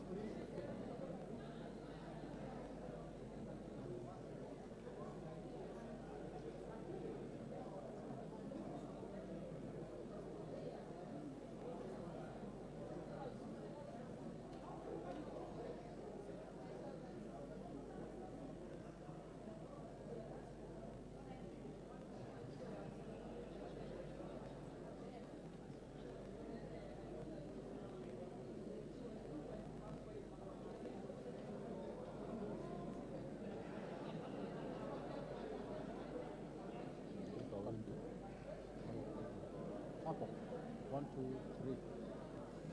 3.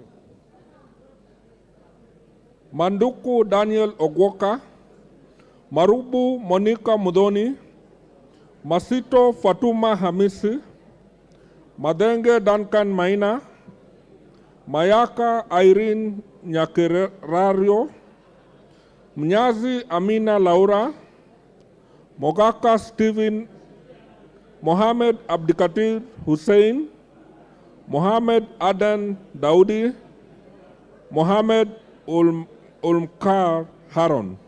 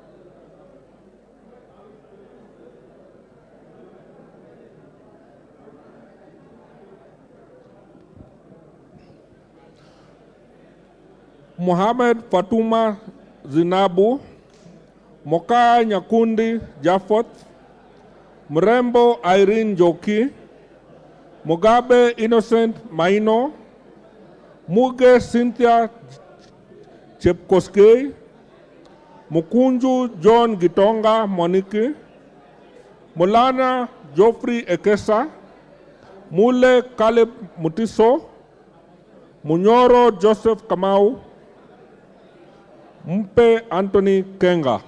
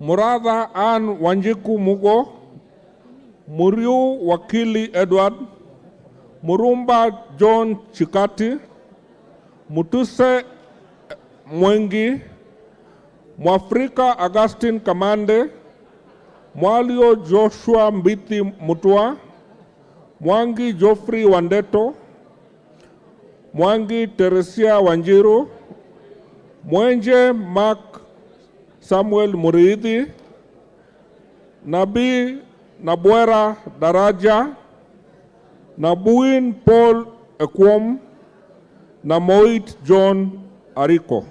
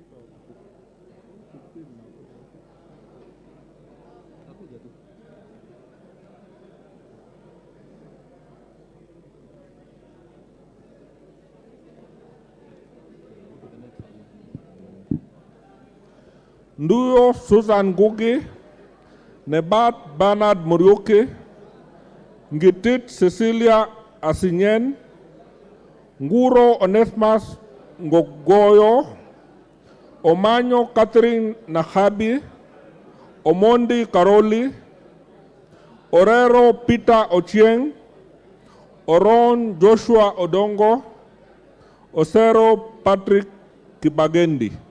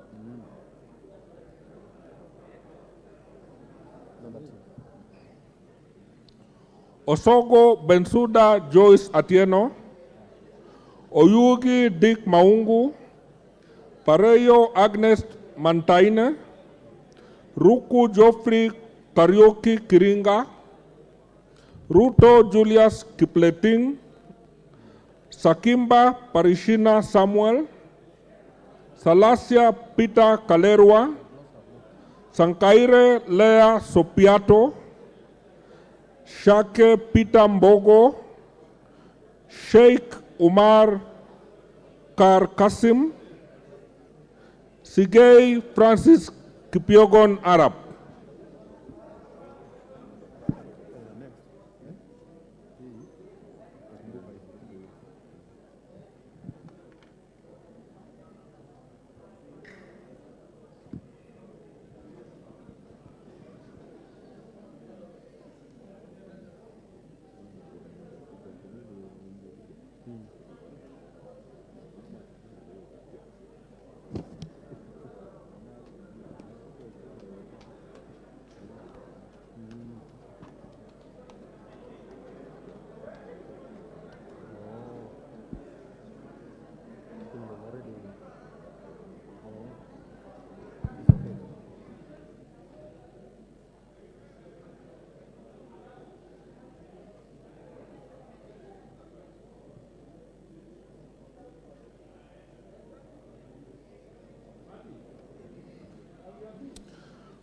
Siad Amina, Sioi Lilian Chibet, Tonkeir Rebecca, Toroitish Timothy Kipchumba, Tungule Charo Kenneth, Wanaina Anthony Njoroge, Wanaina Michael Wambugu, Waidhaka John Machua, Wamboka Nelson Jack.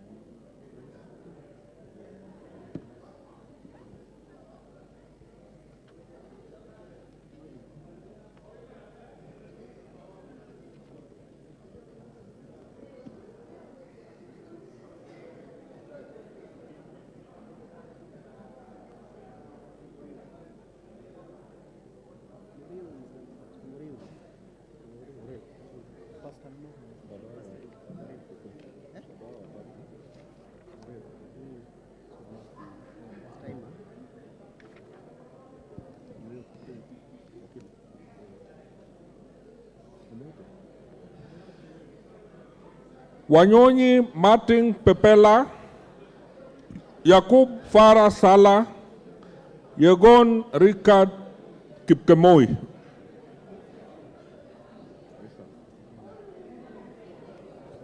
communicate kama hakuna mtu. Communicate.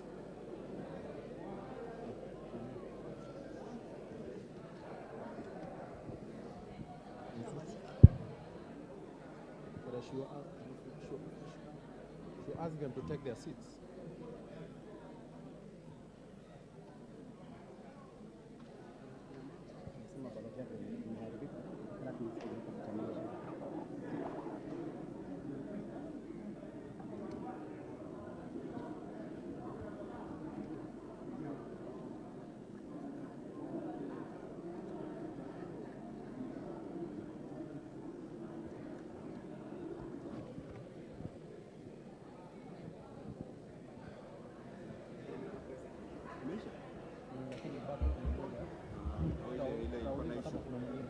Honorable members,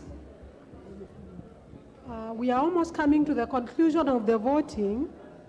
Before we do that, I have received a request from one member, the Honorable Murio Wakili, a member for Gatanga. He has indicated to me that he has spoiled his ballot. I will indulge to be issued with another ballot. I have the ballot that he had already marked, and I will proceed to cancel this ballot. Now I have cancelled it, and I have destroyed it. No, I am not. Yes.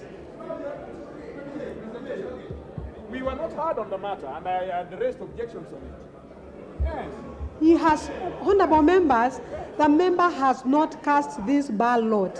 But he has So made because a decision. The person has clearly marked the box, and he has not marked two boxes. since he has not cast his vote and he has made the request, Look at the standing order. and he is the voting. standing order says in error. You have to prove that it is in error. Look at that standing order. Refer to it. No. Ngoja kidogo. I'm doing my work as an agent. Look at that. It means you have to show that it is in error. Honorable members, to the best of my knowledge, voting is you vote by will. You vote for who you desire to vote for. So I will allow the member to pick another ballot and vote The guy voted elsewhere. according to his will. Yes.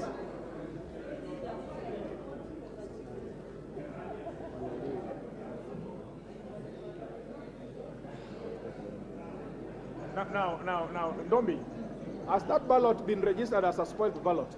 Yes. As a spoiled ballot? So the person is not entitled to a reissue? No, he has been reissued. In fact, he has Hii voted. sheria gani sasa hii? He has voted. Hata ya Chebukati si hivyo. If you have spoiled your ballot box, huwezi kupata kura ingine. But the communication was, if you spoiled, you are reissued with a new one. Murui Wakili Edward. Share vote. Huh? The vote. It's cast. So,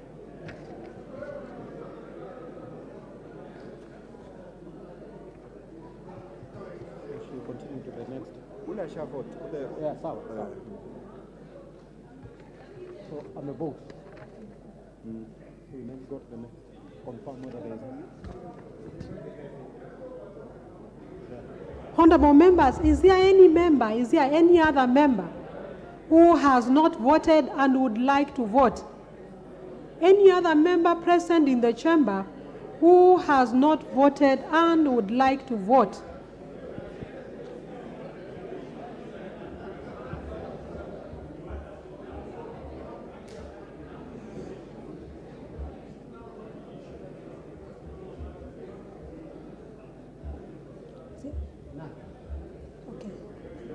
So, honorable members, it appears to me that the last ballot has been cast.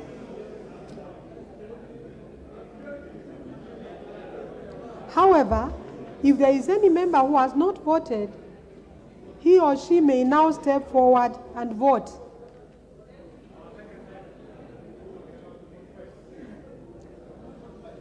Is there any? Okay, there is none. So, honorable members, pursuant to Standing Order 6.6, it does therefore appear to me that every member present who wish to vote has voted. Now, therefore, I invite the two agents, one for each candidate, to come forward and witness the counting. Witness the counting.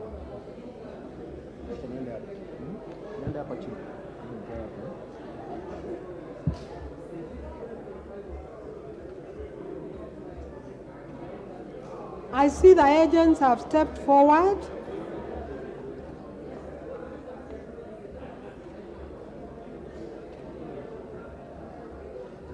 I now order that the ballot boxes be unlocked for examination of the ballot papers.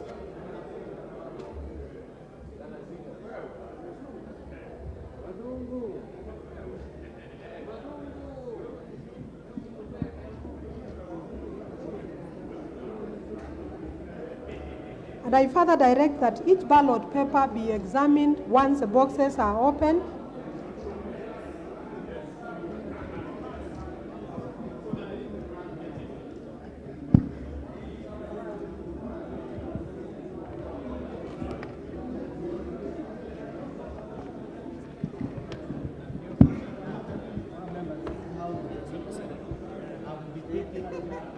Officers, please proceed to count and tally the votes.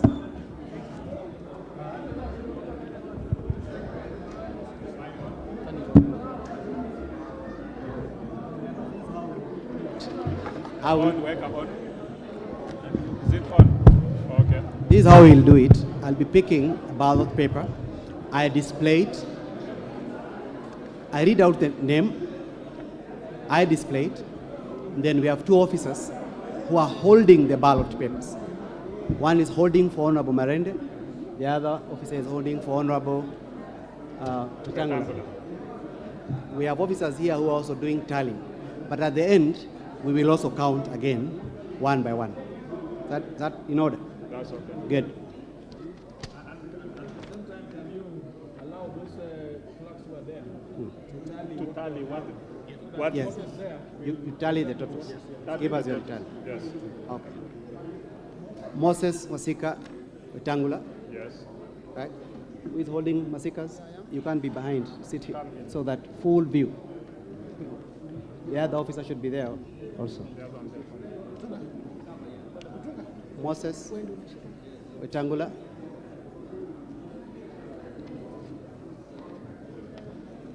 Kenneth Otiato Marende.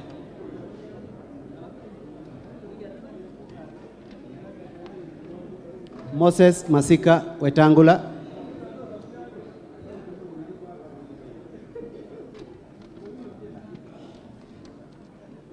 Moses Masika Wetangula.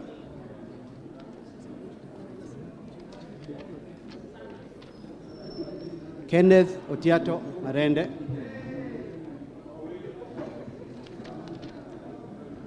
Moses Masika Wetangula.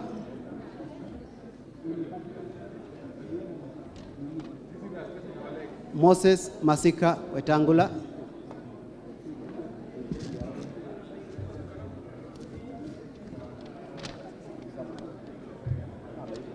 Kenneth Otiato Marende.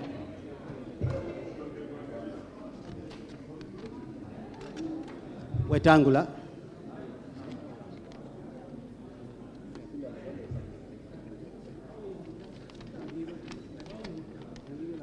Marende.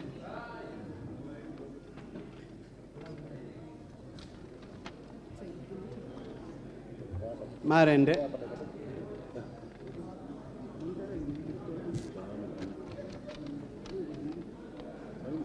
Marende.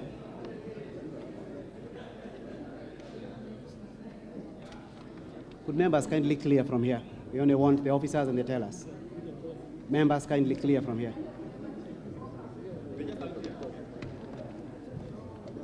Marende.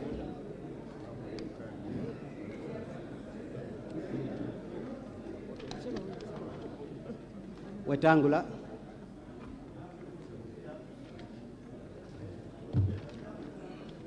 Marende.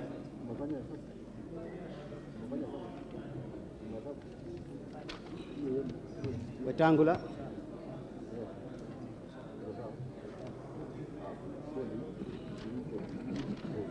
Marende.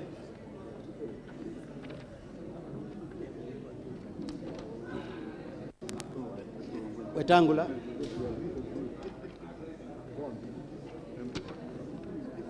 Marende.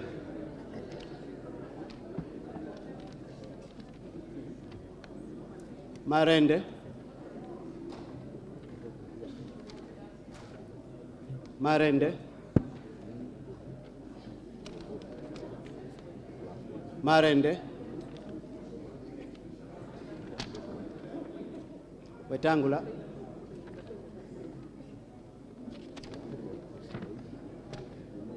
Wetangula. Wetangula.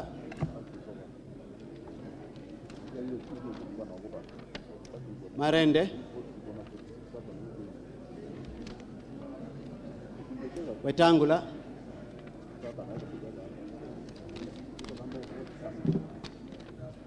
Wetangula.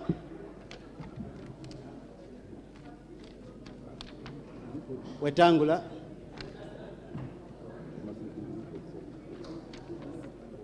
Wetangula.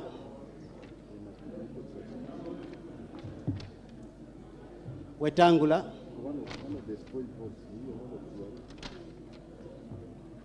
Wetangula. Marende.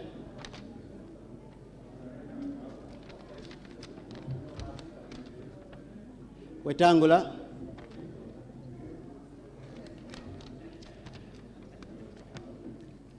Marende. Wetangula.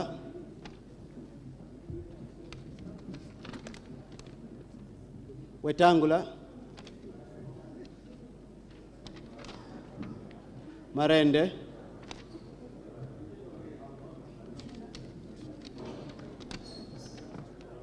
Wetangula. Wetangula.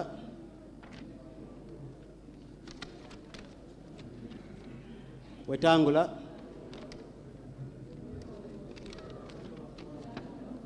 Wetangula.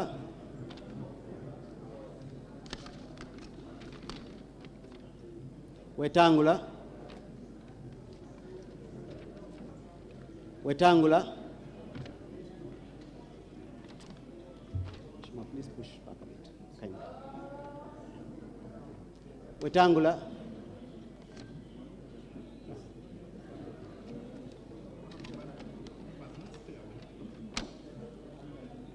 Marende.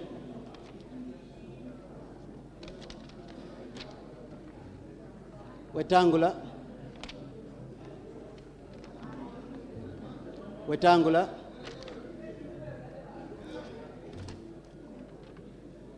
Wetangula.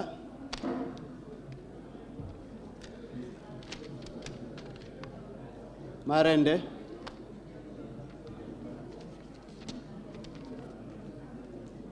Wetangula.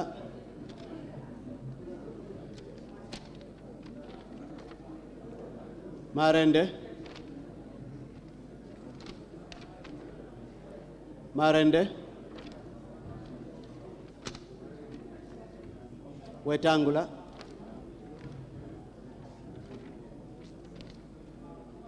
Wetangula. Marende. Wetangula. Wetangula. Marende.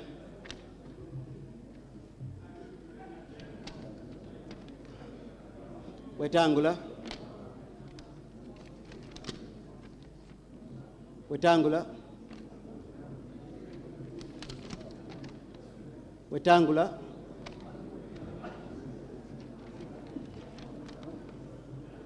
Wetangula.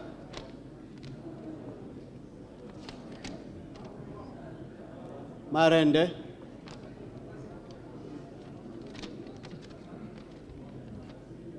Marende.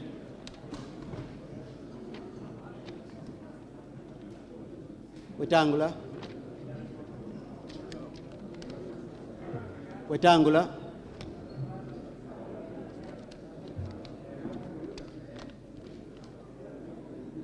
Marende,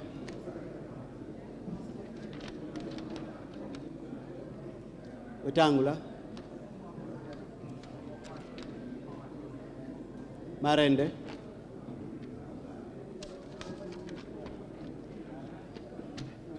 Wetangula,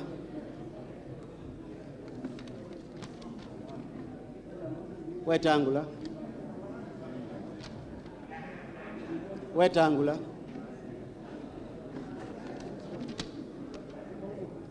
Marende, Wetangula,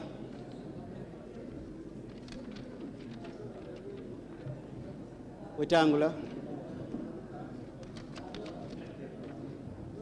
Wetangula,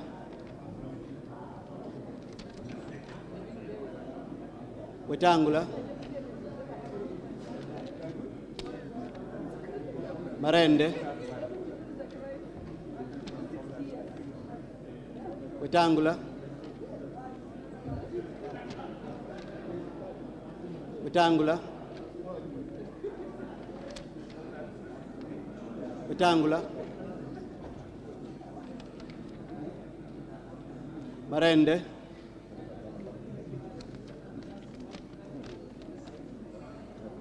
Wetangula,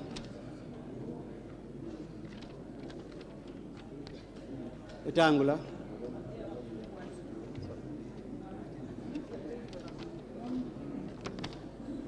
Marende,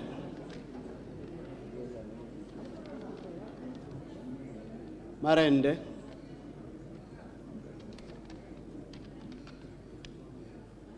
Wetangula,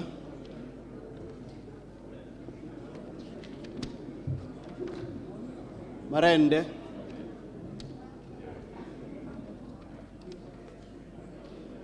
Wetangula,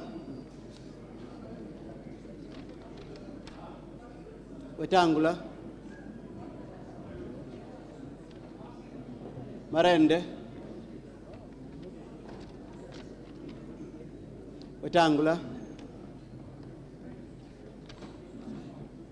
Wetangula, Wetangula,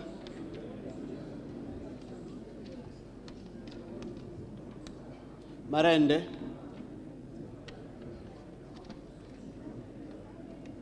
Marende,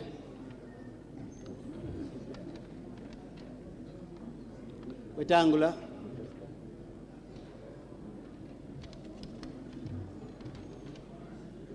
Marende,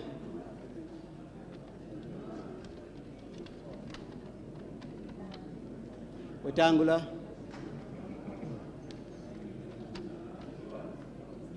Wetangula,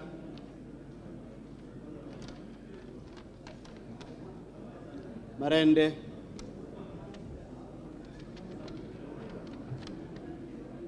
Wetangula, Wetangula,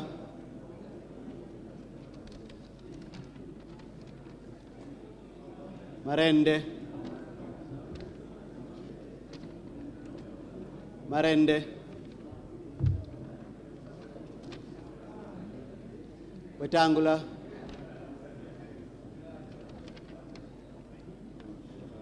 Marende,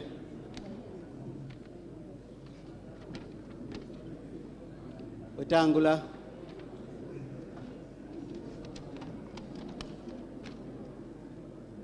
Marende,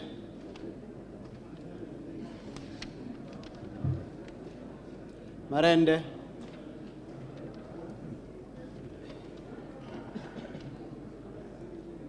Wetangula, Marende,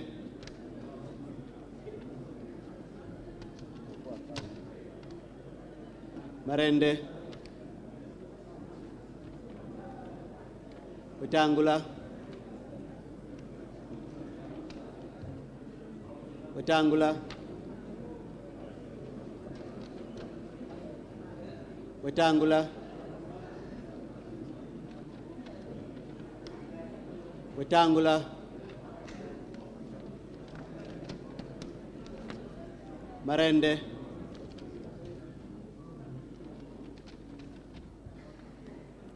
Wetangula, Marende,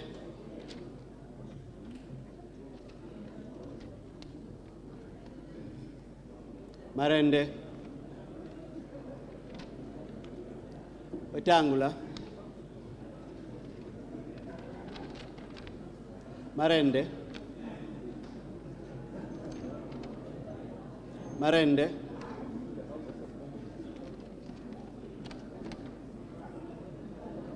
Wetangula,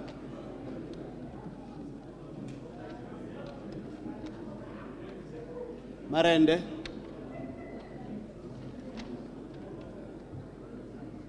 Marende, Wetangula,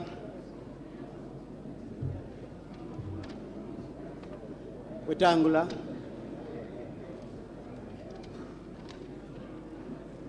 Wetangula, Marende, Wetangula,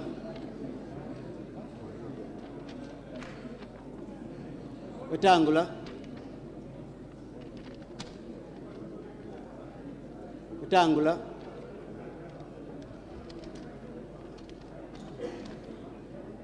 Marende, Marende, Wetangula,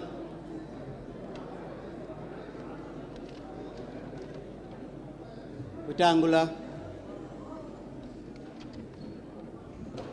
Wetangula, Wetangula,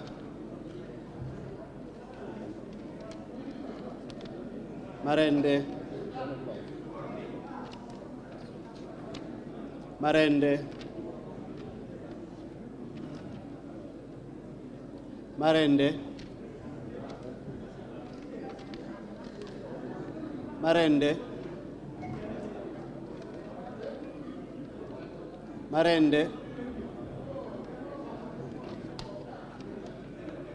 Wetangula,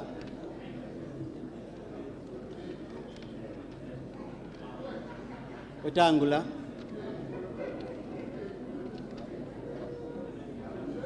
Marende,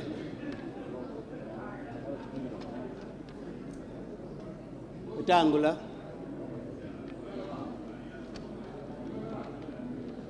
Marende,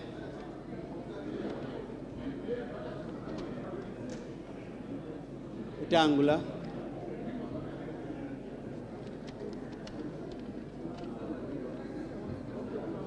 Wetangula,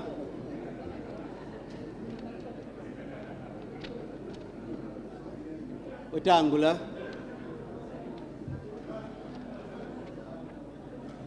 Wetangula, Marende,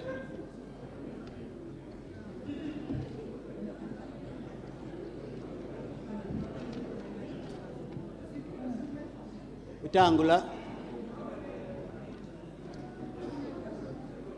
Wetangula,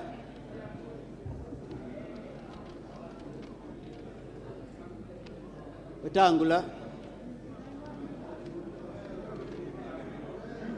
Wetangula,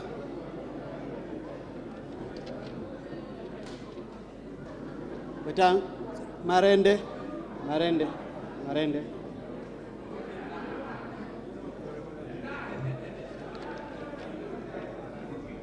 Wetangula,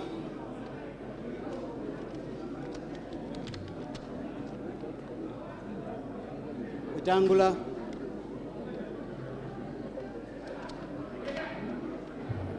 Wetangula, Wetangula, Marende, Marende, Wetangula,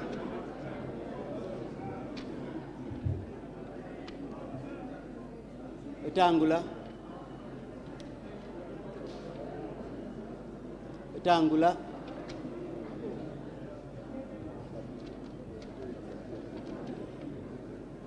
Marende,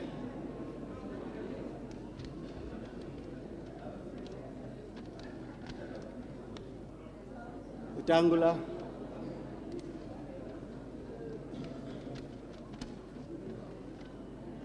Wetangula,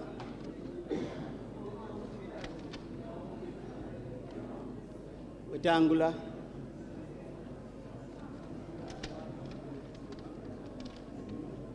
Wetangula,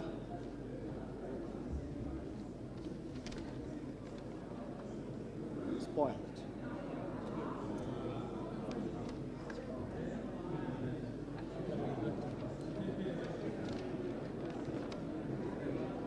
Marende,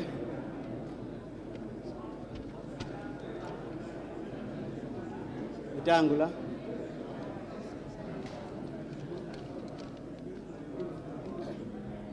Marende,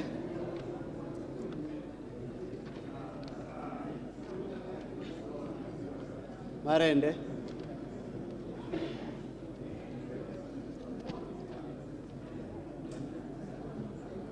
Wetangula,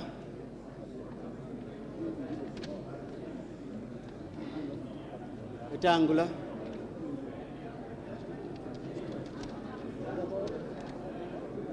Marende,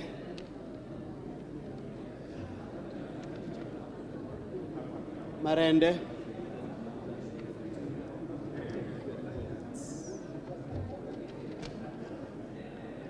Wetangula,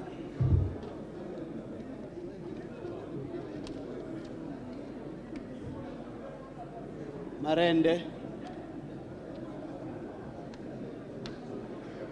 Wetangula,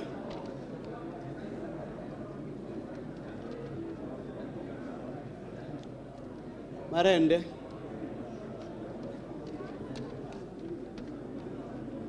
Marende, Wetangula,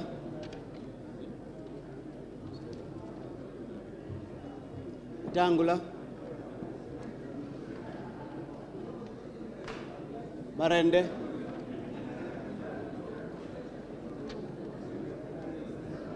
Marende,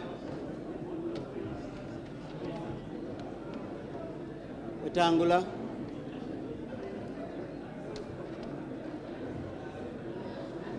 Wetangula,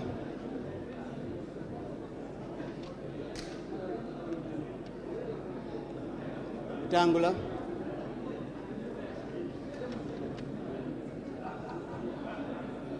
Wetangula,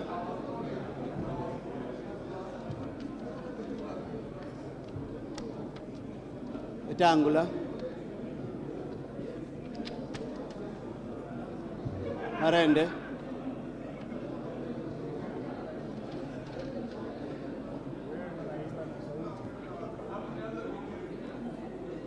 Wetangula,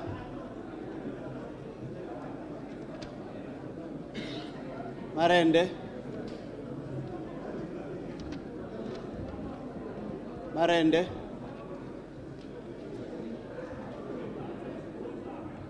Marende,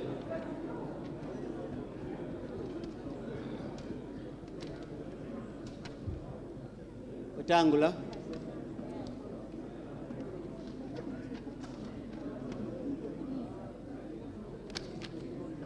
Wetangula,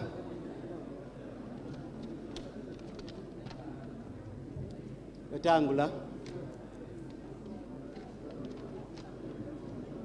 Marende,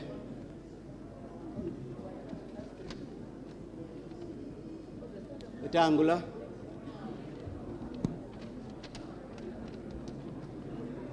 Marende,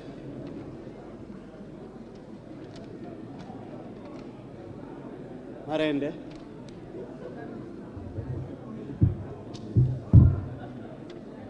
Wetangula,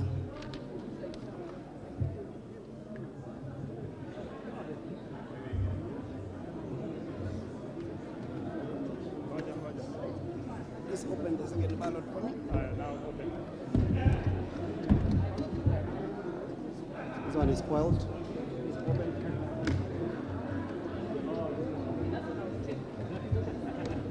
Adi.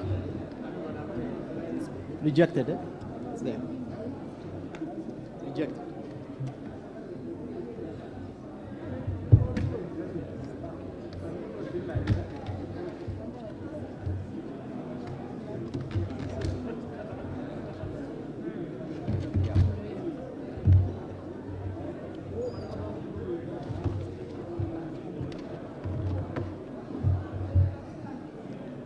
Marende.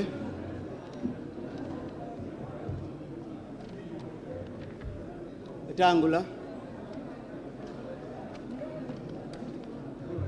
Wetangula.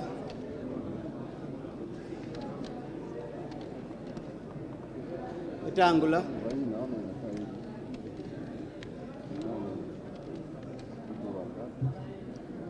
Marende.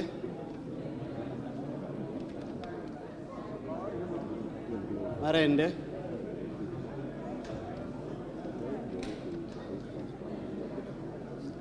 Rejected. No, there is a mark there. Disputed. No, because sour. No, it is completely full. Disputed. Sour. Disputed. It can't be disputed. Disputed.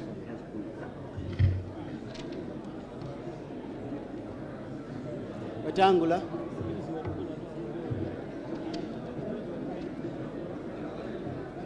Wetangula. Marende.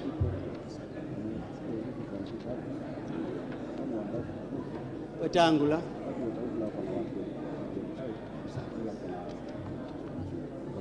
Wetangula. Marende. Marende.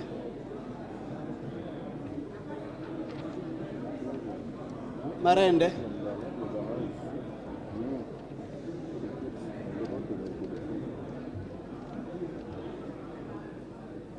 Wetangula.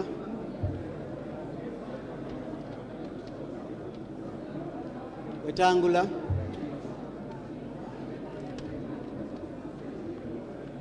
Wetangula. Wetangula. Wetangula.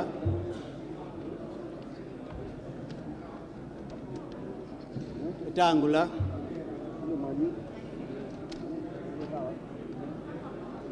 Wetangula.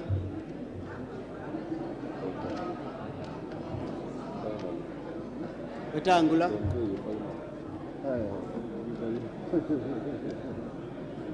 Wetangula. Wetangula.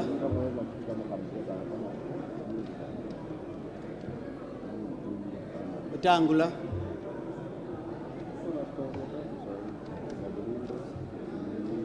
Wetangula. Wetangula.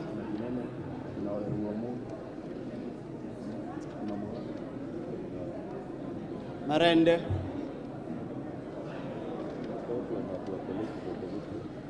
Wetangula. Wetangula.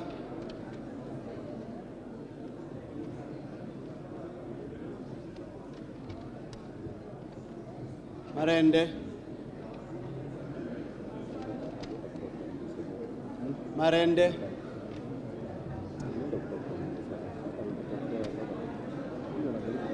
Wetangula.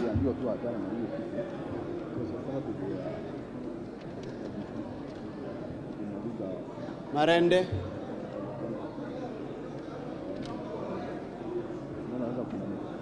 Wetangula.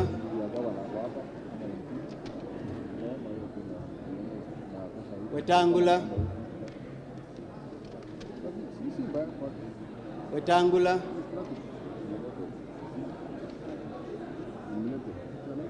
Wetangula.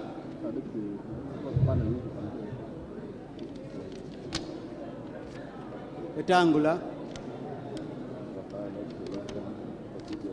Marende.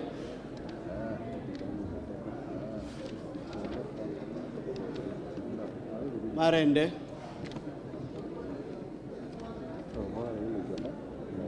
Wetangula,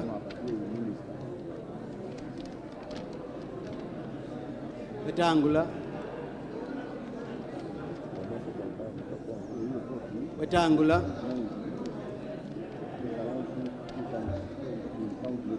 Marende,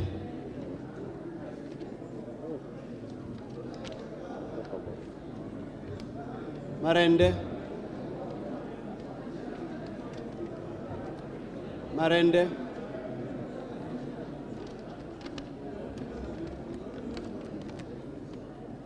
Wetangula,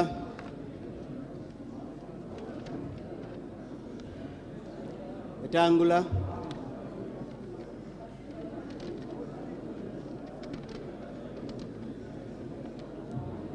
Marende,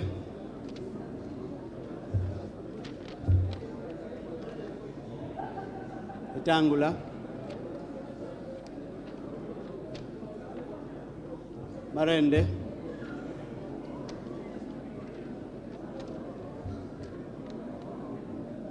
Wetangula, Marende,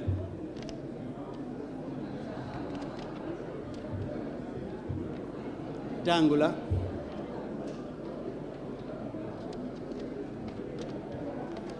Marende,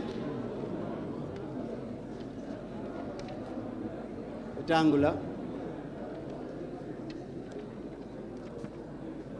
Wetangula,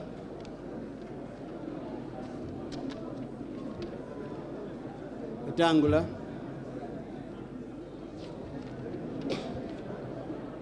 Wetangula, Marende,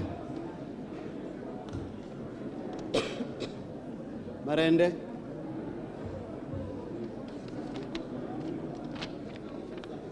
Wetangula,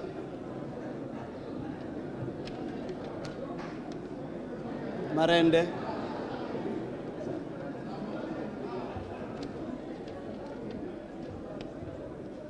Marende,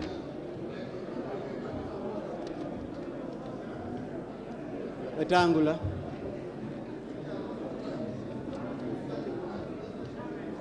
Wetangula,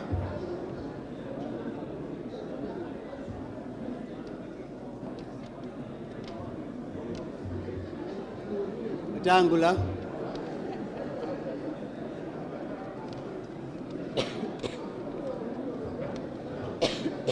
Wetangula,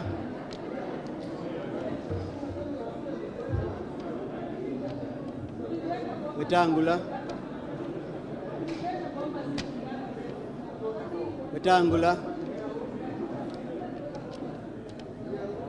Wetangula,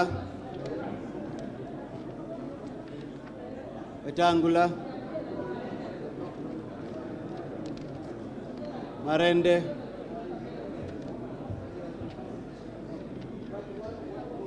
Wetangula, Wetangula, Marende,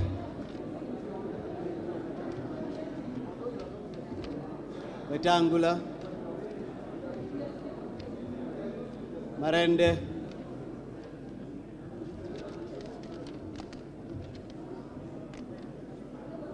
Wetangula, How many marks are those? Swali. Pamoja. 1 mark.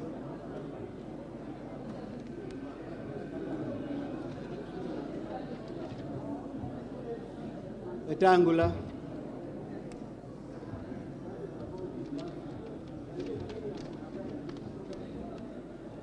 Marende,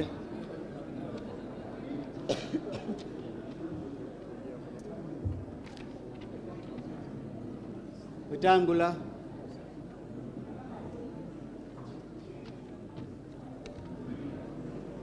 Wetangula,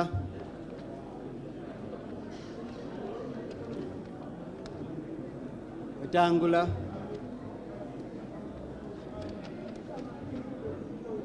Wetangula,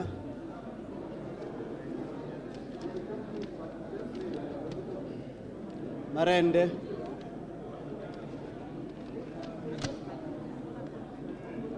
Wetangula,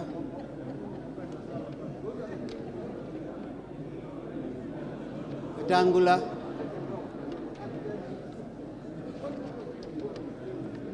Wetangula, Marende,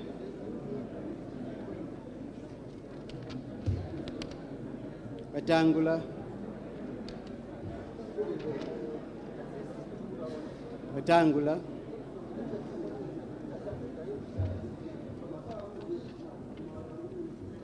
Marende,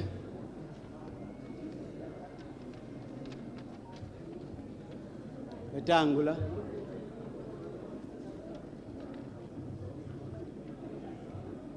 Marende,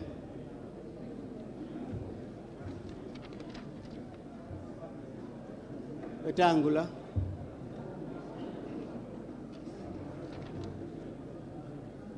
Marende, Wetangula,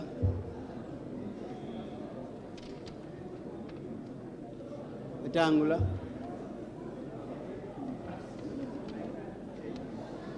Wetangula,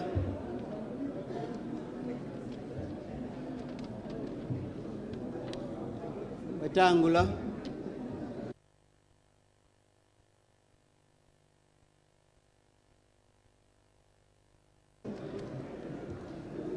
Marende,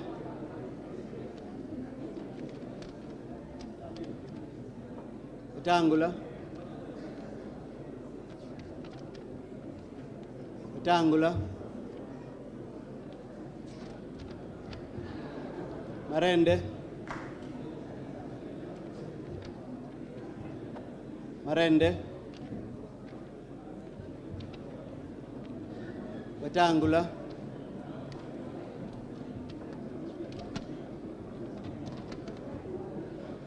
Wetangula,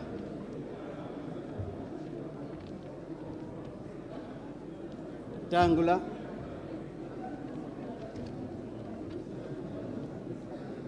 Wetangula,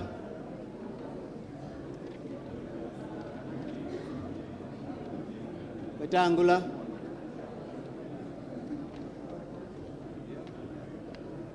Wetangula, Wetangula, Wetangula,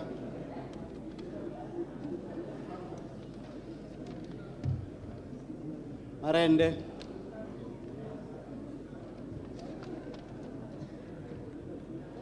Marende,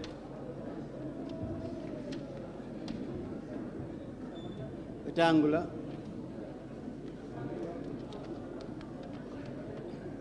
Marende,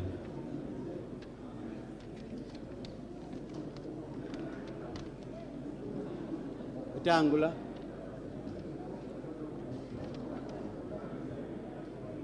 Marende,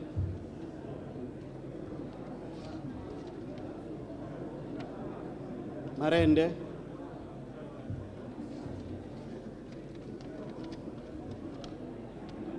Marende,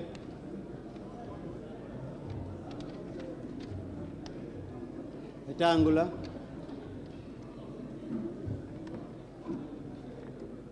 Wetangula, Marende,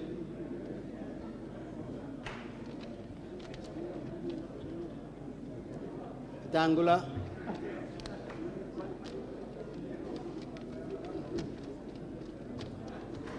Marende, Wetangula,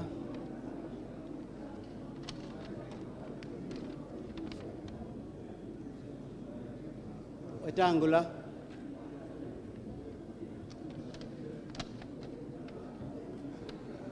Wetangula,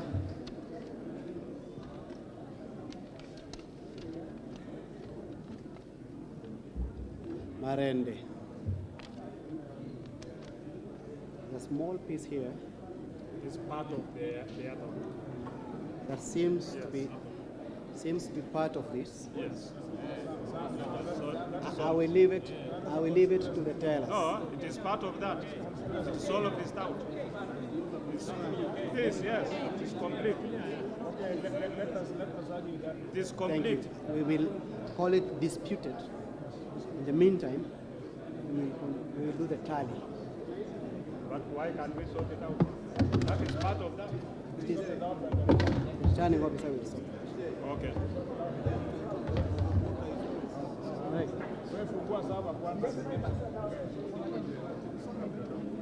Sorry, I needed to show you that there's nothing there. Okay. I needed to show you that there's nothing there. I've seen it on behalf of DJ. I've seen on your behalf. There is nothing. So, disputed. Hold it. With it. All members, please push behind. Please push behind. We will start counting. I will start with Honorable Mareno.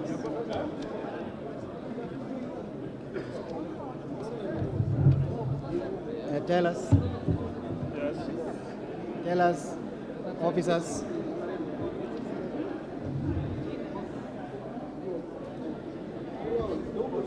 I'm here. Do I have your permission? Yes.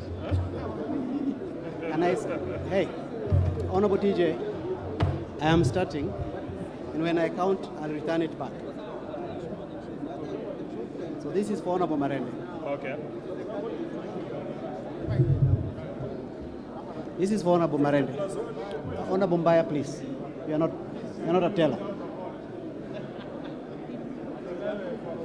So we start. Okay. 1, 2, 3, 4, 5, 6, 7, 8, 9, 10, 11, 12, 13, 14, 15, 16, 17, 18, 19, 20, 21, 22, 23, 24, 25, 26, 27, 29,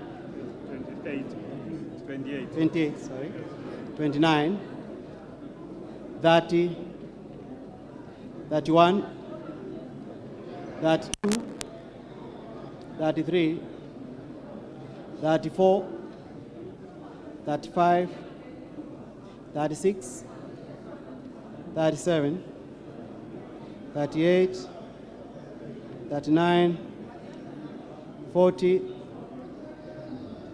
41, 42, 43, 44, 45, 46, 47, 48, 49, 50,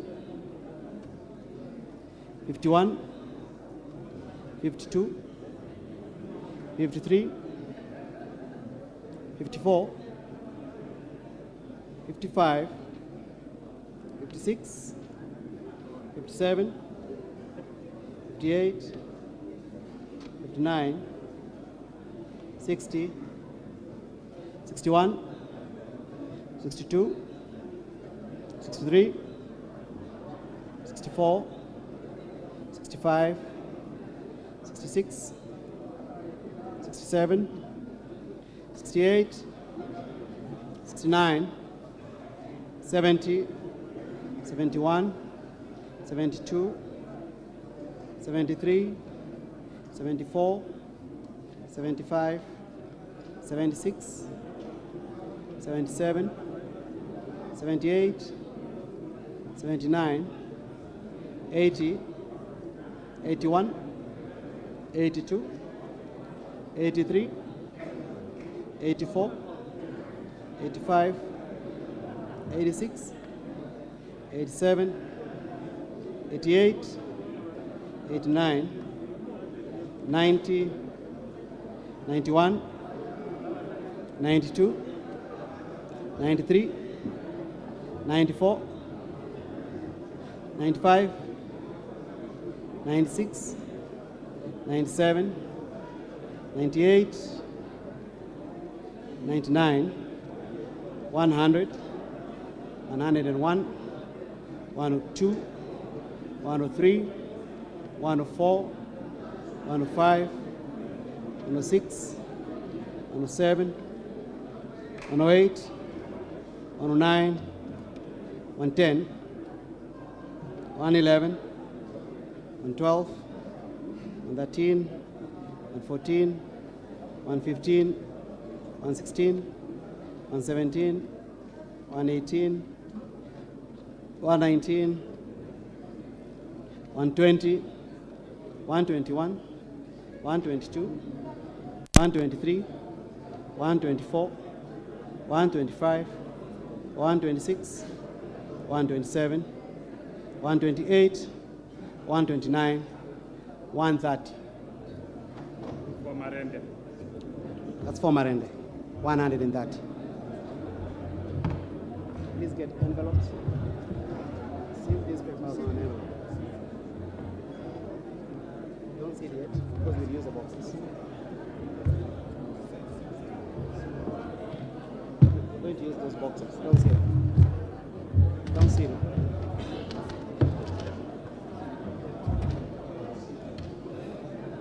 Okay. Tango.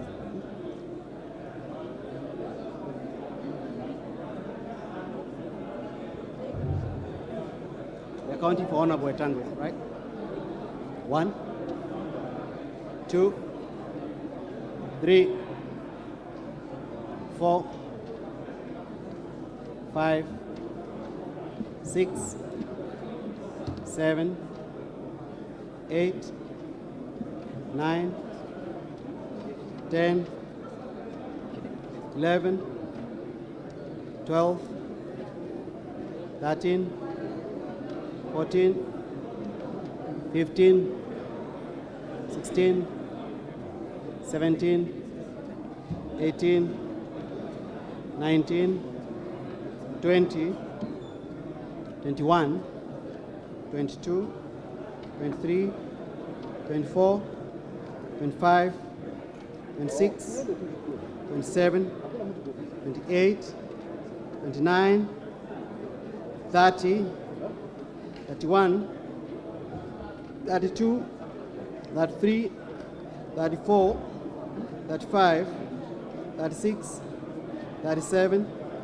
38, 39, 40, 41, 42, 43, 44, 45, 46, 47, 48, 49.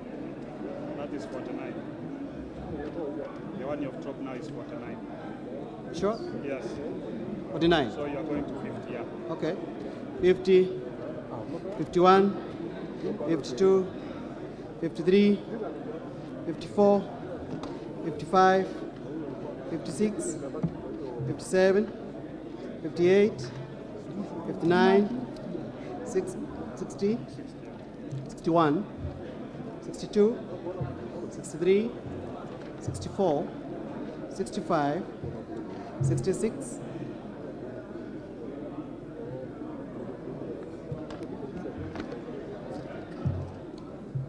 67, 68, 69, 70, 71, 72, 73, 74, 75, 76, 77, 78, 79, 80,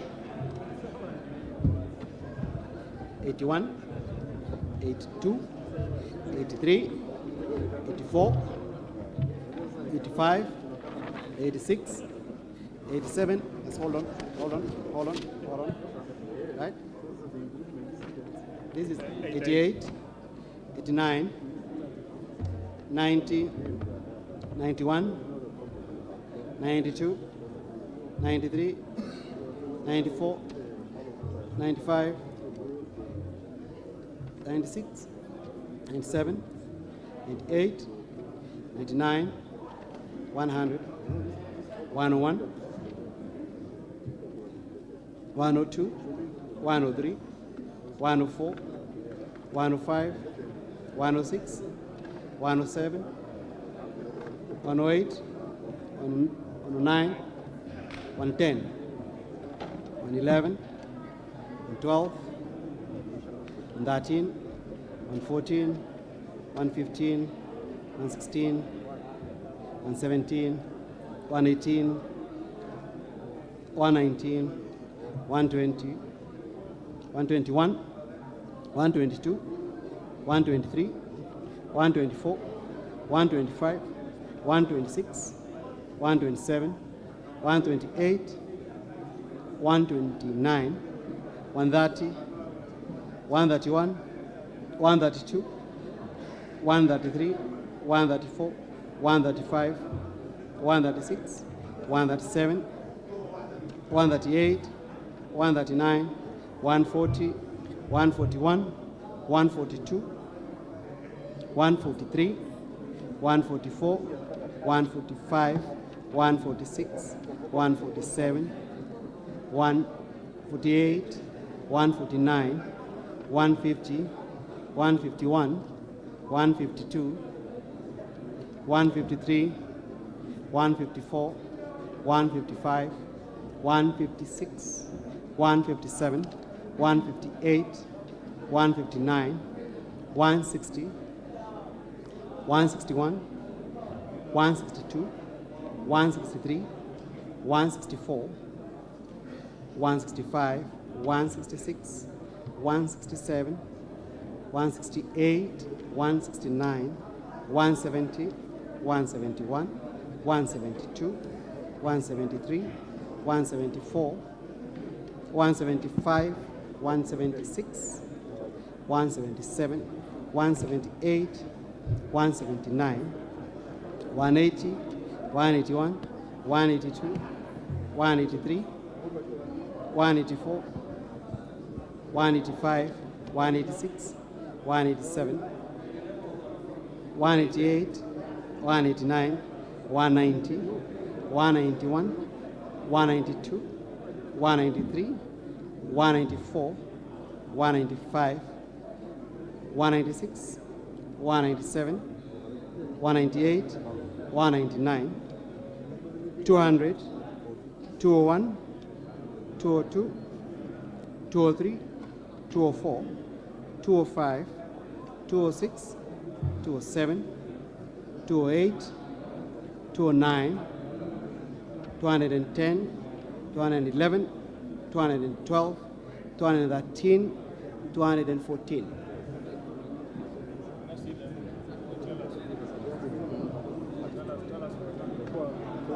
Tell us for rectangular. It is there. That is it. 214. 214, and that. Is that the same number you have? The same number. Same number? Good. Now, we have one disputed. One disputed. We have one disputed.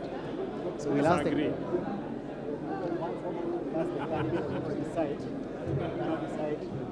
So I'll ask the tellers. So I think we can agree, DJ. It is okay. Okay. Yes, agreed. For who? Rectangular. For rectangular. Yes. So it becomes 215. So for rectangular is how many? 215.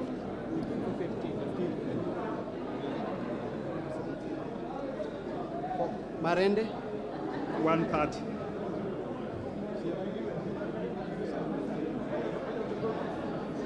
Spoiled oats? 1. This one? Rejected.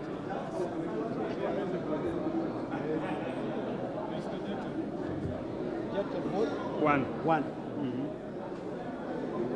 Abstention? 0. Abstention? No, nobody recorded. So let's do the tally. Yes, sir. Can the register? Can the officers, This comes to 340, the officers who are the register, 345, 346. Ms. Maritim, Mr. Finley, Ms. Maritim, This comes to 346.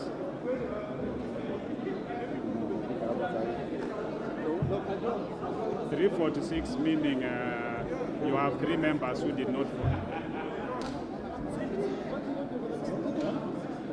Mr. Tiampati, how many? Your list. Okay. 346. Ms. Maritim, where is the list? Susan, That you are cancelled with Mr. Finley.